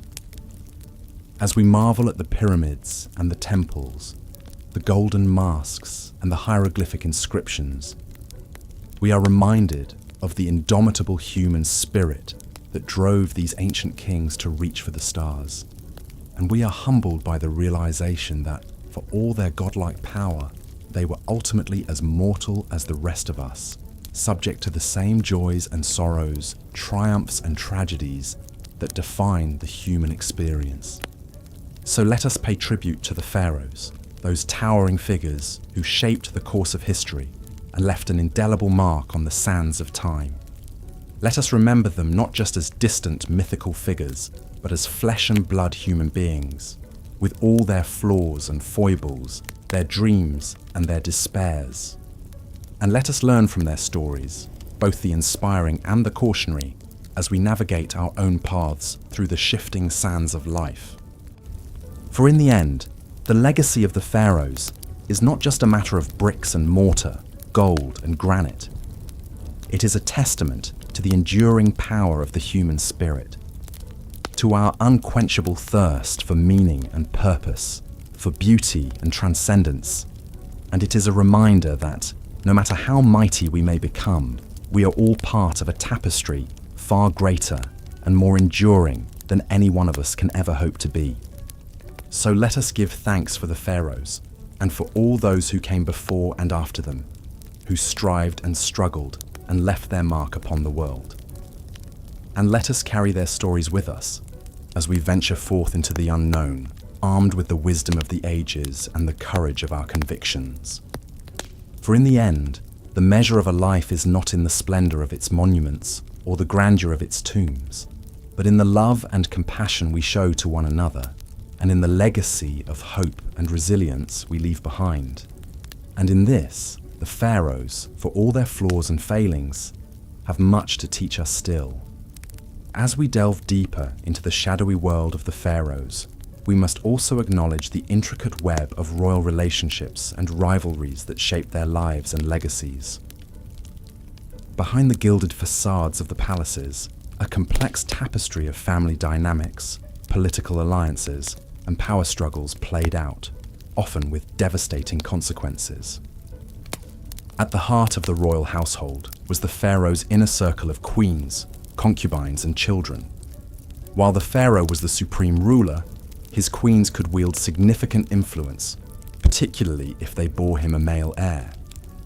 The great royal wife, or chief queen, held a privileged position and might even rule as regent if the pharaoh died before his successor came of age. Such was the case with Hatshepsut, who boldly assumed the full powers and regalia of a pharaoh herself, after the death of her husband, Thutmose II. But alongside these influential queens were countless lesser wives and concubines who populated the royal harem. These women, often from noble families or foreign princesses sent to cement diplomatic ties, vied for the pharaoh's favor and the chance to bear his children. The royal court buzzed with gossip, intrigue, and shifting alliances as different factions jockeyed for position. Most disturbing of all were the instances of incest that occurred within the royal family. Pharaohs often married their own sisters or half-sisters, and occasionally even their daughters, to keep the royal bloodline pure. It was believed that the pharaoh, as a living god, could only beget a legitimate heir through union with another divinity, even if that meant keeping it in the family. This practice may have contributed to genetic disorders and abnormalities in some royal offspring. Of course, not all royal siblings married each other. Some rivalries between princes and princesses burned red hot, exploding into murderous power grabs. Take, for example, the suspected plot by Ramses III's secondary wife Tiye to assassinate the pharaoh and install her own son, Pentawere, on the throne instead of the chosen Crown Prince Ramses IV.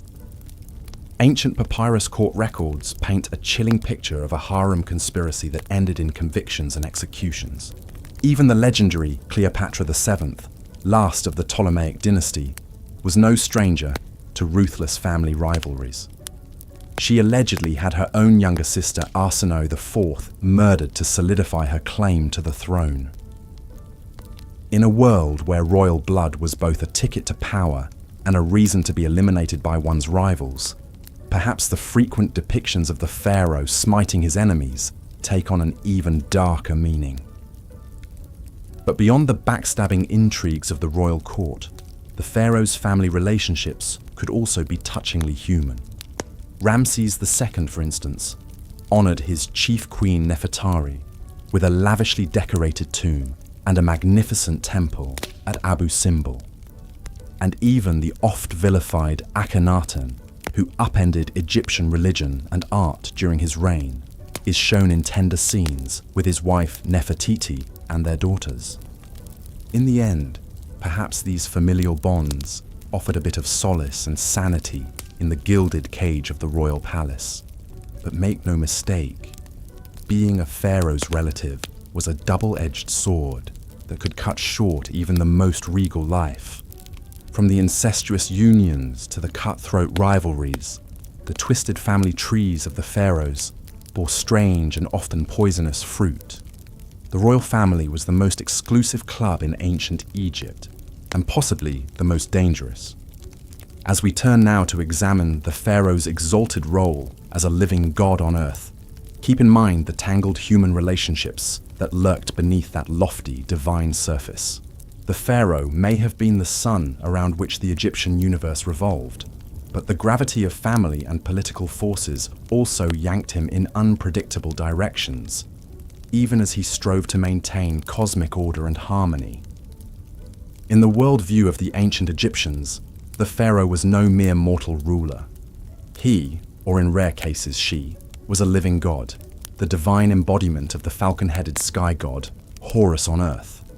As the intermediary between the heavenly realm of the gods and the earthly domain of humans, the pharaoh played a vital role in maintaining Ma'at, the cosmic order, balance, and justice that held chaos at bay. This concept of divine kingship elevated the pharaoh to a superhuman status and imbued his every action with cosmic significance. From the moment of his coronation, when he assumed the double crown of Upper and Lower Egypt, the pharaoh ceased to be fully human and became a conduit for divine power. His word was law, his decrees were the will of the gods, and his very being was sacrosanct. One of the most visible manifestations of the pharaoh's divinity were the sprawling temple complexes that dotted the land. These weren't just places of worship, they were the earthly mansions of the gods, where the pharaoh performed sacred rituals to maintain the vital link between the human and divine spheres. The grandest of these temples, like the Karnak complex in Thebes or the Luxor temple downstream, were cities unto themselves, bustling with priests, craftsmen, and servants, all dedicated to serving the pharaoh god. Within these sacred precincts, the pharaoh would make offerings, recite incantations, and perform elaborate ceremonies to appease the gods and ensure the continued flow of divine blessings. The most important of these rituals was the daily rebirth of the sun, in which the pharaoh metaphorically merged with the sun god Ra to be reborn anew each morning. By participating in this endless cycle of death and renewal, the pharaoh helped to sustain the very fabric of the cosmos. But the pharaoh's divine status wasn't just a religious concept. It had far-reaching implications for Egyptian society and politics as well. As a living god, the pharaoh had absolute authority over his subjects. His word was law, and his commands were not to be questioned. Obedience to the pharaoh was equated with piety, and rebellion against him was tantamount to sacrilege. This godlike power could be intoxicating, and some pharaohs took their divine status to disturbing extremes. Perhaps the most notorious example was Amenhotep IV, better known as Akhenaten, who upended centuries of Egyptian religious tradition by proclaiming the sun disk Aten as the one true god and himself as its sole prophet. In a burst of religious fervor, Akhenaten ordered the names and images of other gods to be erased, closed their temples, and even moved the capital to a remote desert site he called Akhenaten, or Horizon of the Aten. While Akhenaten's religious revolution was short-lived, it showcased the immense power and influence a pharaoh could wield as a divine ruler.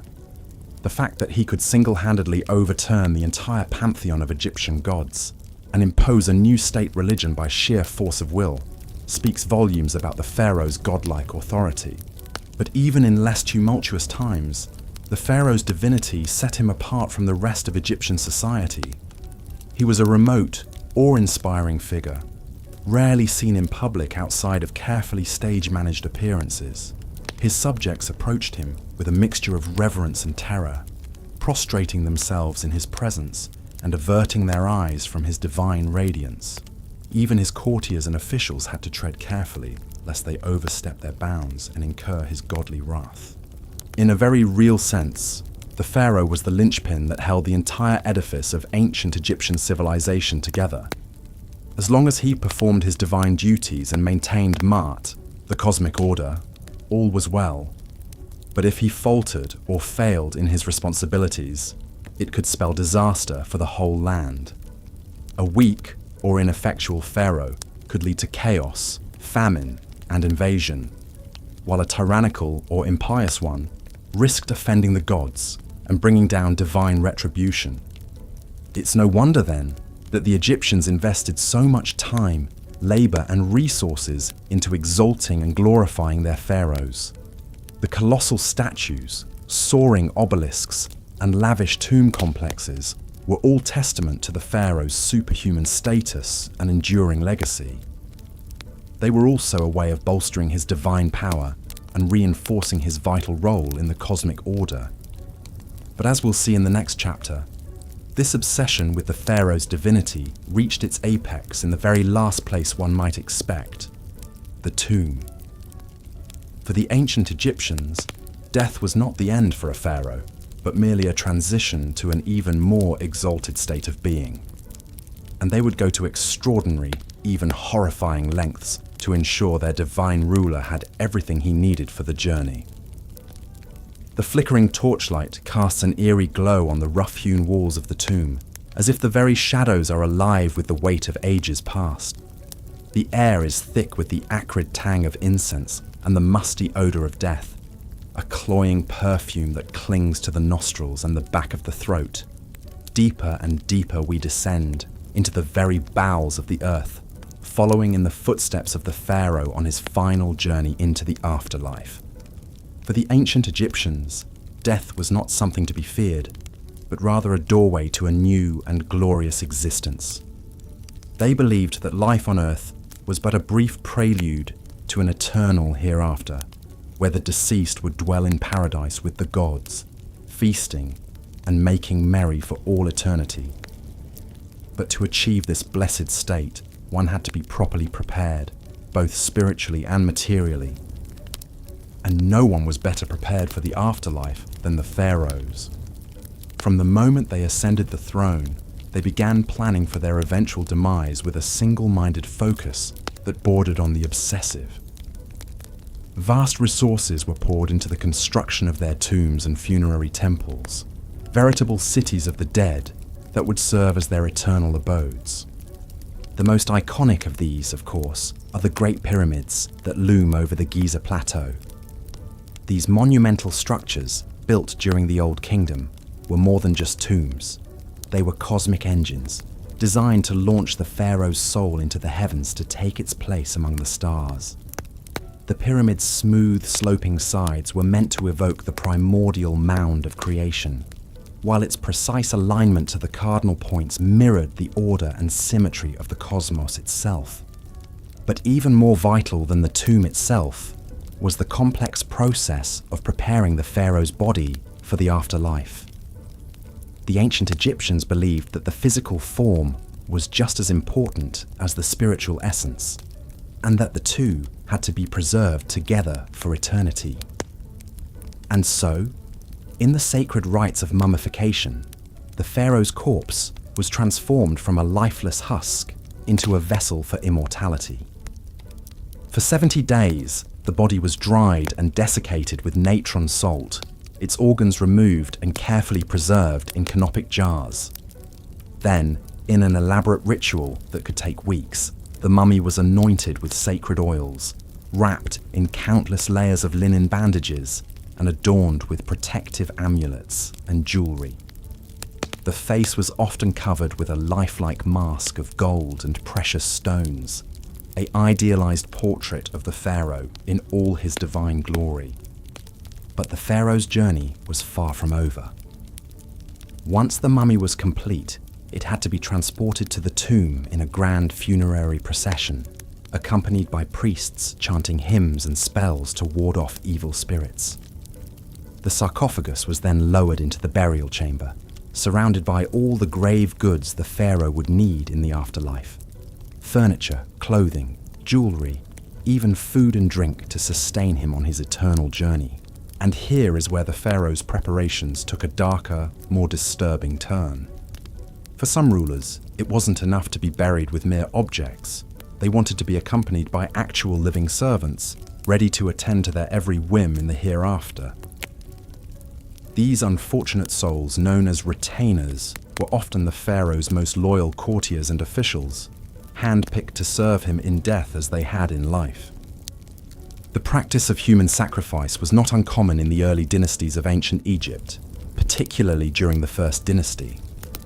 Archaeological evidence from this period reveals numerous subsidiary burials surrounding the tombs of pharaohs like Horahar and Jer, containing the remains of servants, bodyguards, and even women and dwarves who were believed to have special powers. One of the most chilling examples comes from the tomb of King Jer at Abydos, where the remains of over 300 individuals were found buried in neat rows, like a macabre honor guard flanking the pharaoh's final resting place. Many of the bodies showed signs of strangulation or blunt force trauma, suggesting that they had been deliberately killed to accompany their ruler into the afterlife. But perhaps even more unsettling than the human sacrifices were the animal ones. Countless mummified cats, dogs, monkeys, and even lions have been found in Egyptian tombs, often lavishly wrapped and adorned like miniature pharaohs themselves. These beloved pets were believed to provide companionship and protection for their masters in the afterlife, a consolation prize of sorts for an eternity spent in the dark. And then there were the more bizarre grave goods, like the millions of human hair wigs found in some tombs. These elaborate hairpieces, made from the shorn locks of courtiers and slaves, were meant to ensure that the pharaoh always had a fresh coiffure, even in the afterlife. The ancient Egyptians believed that hair had magical properties, and that a full, luxuriant wig was a sign of vitality and power. But as the centuries passed, the practice of human sacrifice gradually fell out of favor. By the time of the New Kingdom, the idea of killing servants to serve the pharaoh in the afterlife was seen as barbaric and uncivilized. Instead, the Egyptians turned to more symbolic methods, like placing Shabti figurines in the tomb, to magically come to life and perform menial tasks for the deceased. Yet even as the physical sacrifices faded away, the psychological toll of the pharaoh's obsession with the afterlife remained. The vast resources and manpower poured into their tombs and funerary cults siphoned away wealth and labor from the living, while the idea of a ruler who could command obedience even in death cast a long shadow over Egyptian society. And in the end, For all their elaborate preparations and precautions, the pharaohs could not escape the ravages of time and tomb robbers. Many of their carefully constructed resting places were plundered and desecrated over the millennia, their mummies and grave goods scattered to the four winds. In a bitter irony, the very measures they took to ensure their immortality ended up being their undoing. But even in death, the pharaohs continue to fascinate and horrify us in equal measure. Their mummies, with their uncanny lifelike expressions and aura of ancient power, have become the stuff of legend and popular culture. And as we peer into their tombs and sarcophagi, we cannot help but feel a shiver of awe and revulsion at the lengths they went to in pursuit of eternal life.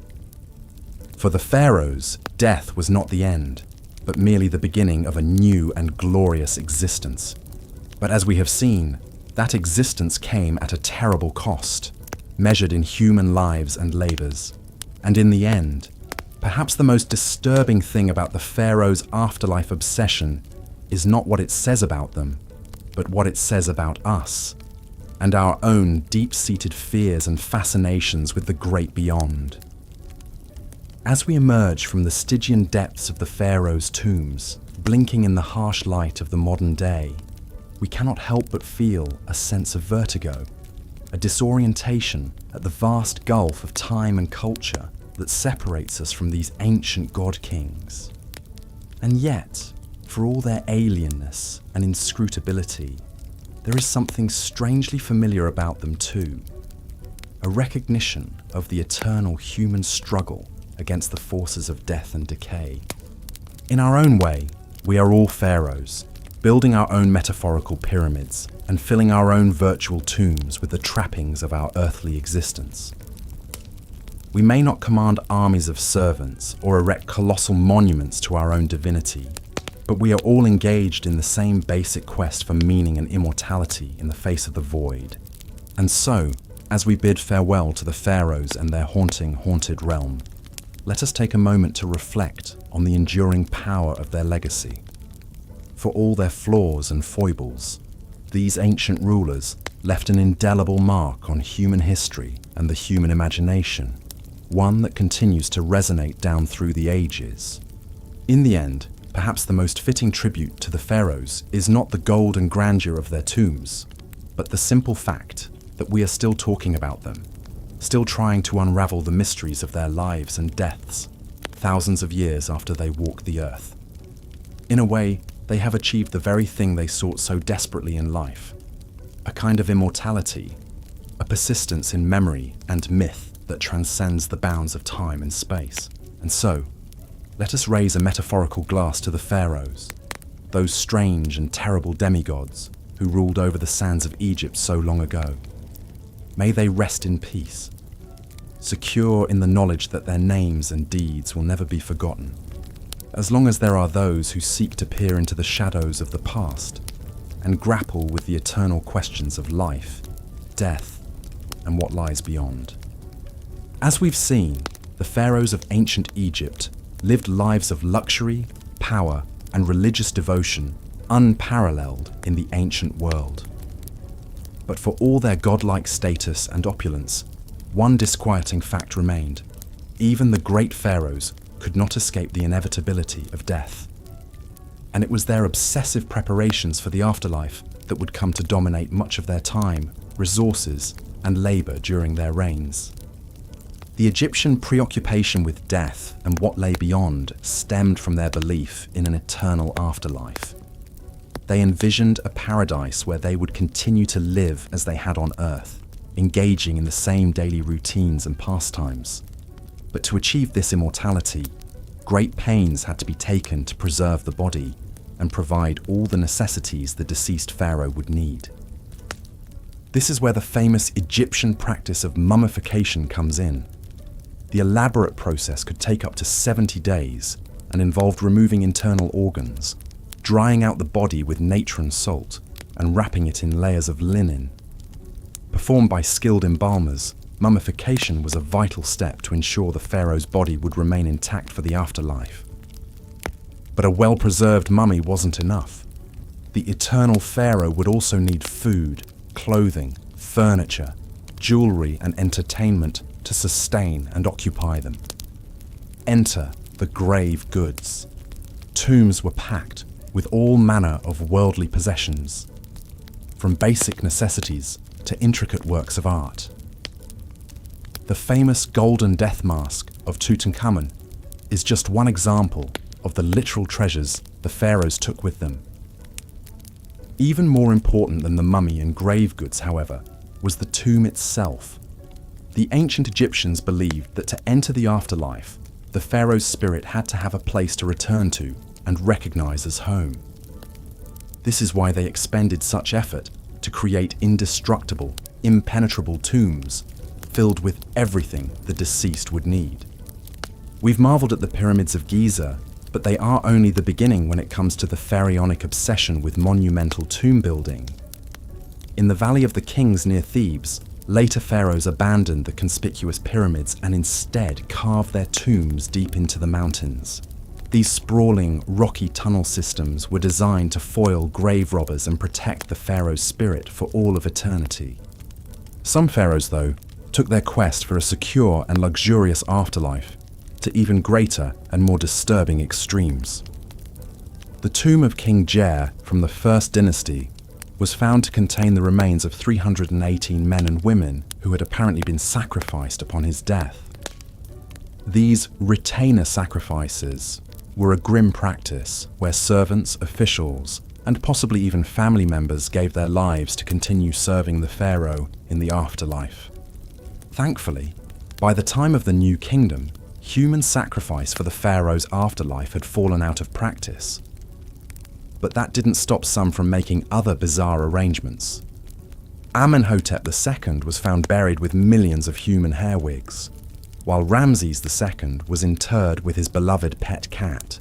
Even in death, it seems, the pharaohs were loath to give up the extravagant trappings of their divine earthly existence. Of course, for all their painstaking plans and precautions, many pharaonic tombs were looted over the centuries. The fabulous treasures of Tutankhamun's tomb only survived because it was lost and forgotten. But that doesn't take away from the fascinating and, yes, disturbing lengths the pharaohs went to in their quest to cheat death and ensure their immortality. Their tombs, mummies, and the priceless relics interred with them have given us an unparalleled glimpse into one of history's most captivating and enduring cultures. And the mummies of the mighty pharaohs are still yielding their secrets today thanks to modern archaeological science. CT scans and DNA testing are allowing us to virtually unwrap these ancient kings and queens and peer into their lives and lineages like never before. In a way, then, the pharaohs did succeed in securing their immortality, if not quite in the way they intended. Their mortal remains and belongings continue to enthrall and educate us thousands of years later. And as we unravel more mysteries of their world, we come that much closer to understanding the lives and minds of these legendary rulers who held sway over the Nile and still command our imaginations today. But no study of the pharaohs would be complete without also acknowledging some of the most famous and infamous individuals to wear the double crown of Upper and Lower Egypt. Legendary names like Ramses the Great, the indomitable Hatshepsut, the sun-worshipping iconoclast Akhenaten, and the bewitching Cleopatra still conjure vivid images and have come to define our popular conceptions of Egyptian royalty. Ramses II, or Ramses the Great, was a king of the 19th dynasty and one of Egypt's most celebrated builders. Reigning for an astonishing 66 years, Ramses left his mark on nearly every ancient Egyptian site still standing from Luxor to Abu Simbel. His mummy reveals a man of regal bearing, strong features, and flaming red hair, and he is believed to have fathered over 100 children in his time. Now that's a kingly legacy. And speaking of a royal family tree, one cannot forget the 18th dynasty pharaoh Akhenaten and his legendary wife Nefertiti. Coming to power around 1353 BCE, Akhenaten rocked the very foundations of Egyptian society by rejecting the traditional pantheon of gods to institute a monotheistic cult of the sun disk Aten. He even changed his name from Amenhotep IV to Akhenaten, or devoted to Aten, as part of his religious revolution. Aiding him in this spiritual shake-up was his beautiful and clever chief queen Nefertiti, whose famous painted limestone bust has come to symbolize ancient Egyptian glamour and intrigue. But the Aten experiment was short-lived. After Akhenaten's death, his son, a young king you may have heard of by the name of Tutankhamun, reversed his father's decree and restored the old gods, condemning Akhenaten to the ignoble fate of having his name struck from official records and monuments. Of course, any mention of Egyptian rulers would be incomplete without Cleopatra, the last active pharaoh and Ptolemaic queen who has become the very archetype of the irresistible temptress. But Cleopatra was much more than a mere seductress. She was a brilliant politician, speaker of 9 languages, and a shrewd strategist who captivated the likes of Julius Caesar and Mark Antony. Though her reign ended with the fall of Egypt to Rome, Cleopatra's legend has only grown in the centuries since. These towering figures are just a sampling of the remarkable personalities that make up the saga of ancient Egypt's god-kings and queens. Each of their lives contains enough drama, intrigue, and colour to fill volumes. But they all embodied, in one way or another, the fascinating paradox of the pharaoh, a mortal who would be God, with one foot in the earthly realm and the other in eternity. It's this captivating duality, as well as the haunting remnants of their glittering world, that continue to enthrall us and draw us back to ancient Egypt time and again. The mighty pharaohs reigned over a sophisticated civilization for some 3,000 years, shaping our notions of absolute power and leaving behind some of the most formidable monuments ever constructed. But in the end, like all of us, they too were mortal, and no amount of gold or godhood could shield them from the fate that awaits us all. Within their tombs, temples, and mummies, they left tantalizing hints of their larger-than-life existence, shot through with the universal human hopes and fears we can all recognize. And that, perhaps, is their greatest legacy of all, the eternal reminder that even the most exalted among us desire nothing more than to be remembered. As we close this chapter on the lives of the pharaohs, take a moment to reflect on all we've uncovered, the sacred and the profane, the awe-inspiring and the unsettling. These ancient god-kings have much to teach us still about power, belief, legacy, and the enduring fascination of a long-lost world we are only beginning to understand. The mighty pharaohs, in all their dazzling, dramatic, and disturbing glory, will never cease to captivate us, inviting us to unravel the mysteries of their age and our own. And the inquiring mind will always heed the call to wade deeper into the past, where these legendary rulers await with their eternal secrets. As we've seen, the ancient Egyptian pharaohs lived lives of incredible power and privilege, but also darkness and brutality. From their opulent palaces to their obsessive preparations for the afterlife, these divine rulers shaped every aspect of their kingdom's culture, religion, and history. Even today, thousands of years later, the pharaohs continue to captivate us with their larger-than-life personalities, their monumental building projects, and the enduring mysteries they left behind. New discoveries and advanced scientific techniques are allowing us to unravel their secrets like never before.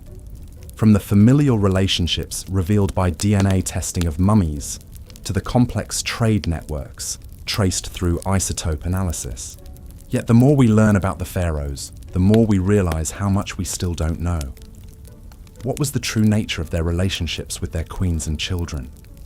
How did they really wield their immense power behind closed palace doors? What did they believe would await them in the afterlife they spent so much time and effort preparing for? These questions may never be fully answered, but that's part of what keeps us so endlessly fascinated by these towering figures of history. In a way, the pharaohs achieved their dream of immortality. not just through their elaborate tombs and mummification rituals, but through the indelible mark they left on the human imagination. From the boy king Tutankhamun to the great warrior Ramses II to the legendary beauty Cleopatra, the pharaohs continue to loom large in our collective consciousness. Their stories told and retold in countless books, movies, and documentaries. They've become more than historical figures. They've become mythic archetypes, embodying timeless themes of power, ambition, love, and death. In the end, perhaps that's the pharaohs' true legacy, not the treasure-filled tombs or awe-inspiring pyramids they left behind, but the way they've shaped our understanding of what it means to be human. Through their triumphs and failures, their brilliance and their brutality, they remind us of the heights and depths we're all capable of. The eternal human struggle to leave our mark on the world and grapple with our own mortality. So the next time you see an image of a pharaoh, whether it's the iconic death mask of Tutankhamun or a faded hieroglyph carved into an ancient temple wall, take a moment to reflect on the complex, fascinating, and often disturbing world they inhabited. And remember that even the mightiest among us are ultimately subject to the same fundamental questions and challenges that have defined the human experience for millennia. Thank you for joining me on this journey through the lives of the ancient Egyptian pharaohs. I hope you found it as enlightening and captivating as I have. If you enjoyed this video, please consider leaving a like and subscribing to the channel for more deep dives into the most fascinating chapters of human history. Ones that just might change the way you think about your own place in the grand sweep of time. Until next time, sweet dreams of sandy dunes, shimmering Nile waters, and golden burial masks gleaming in the dark.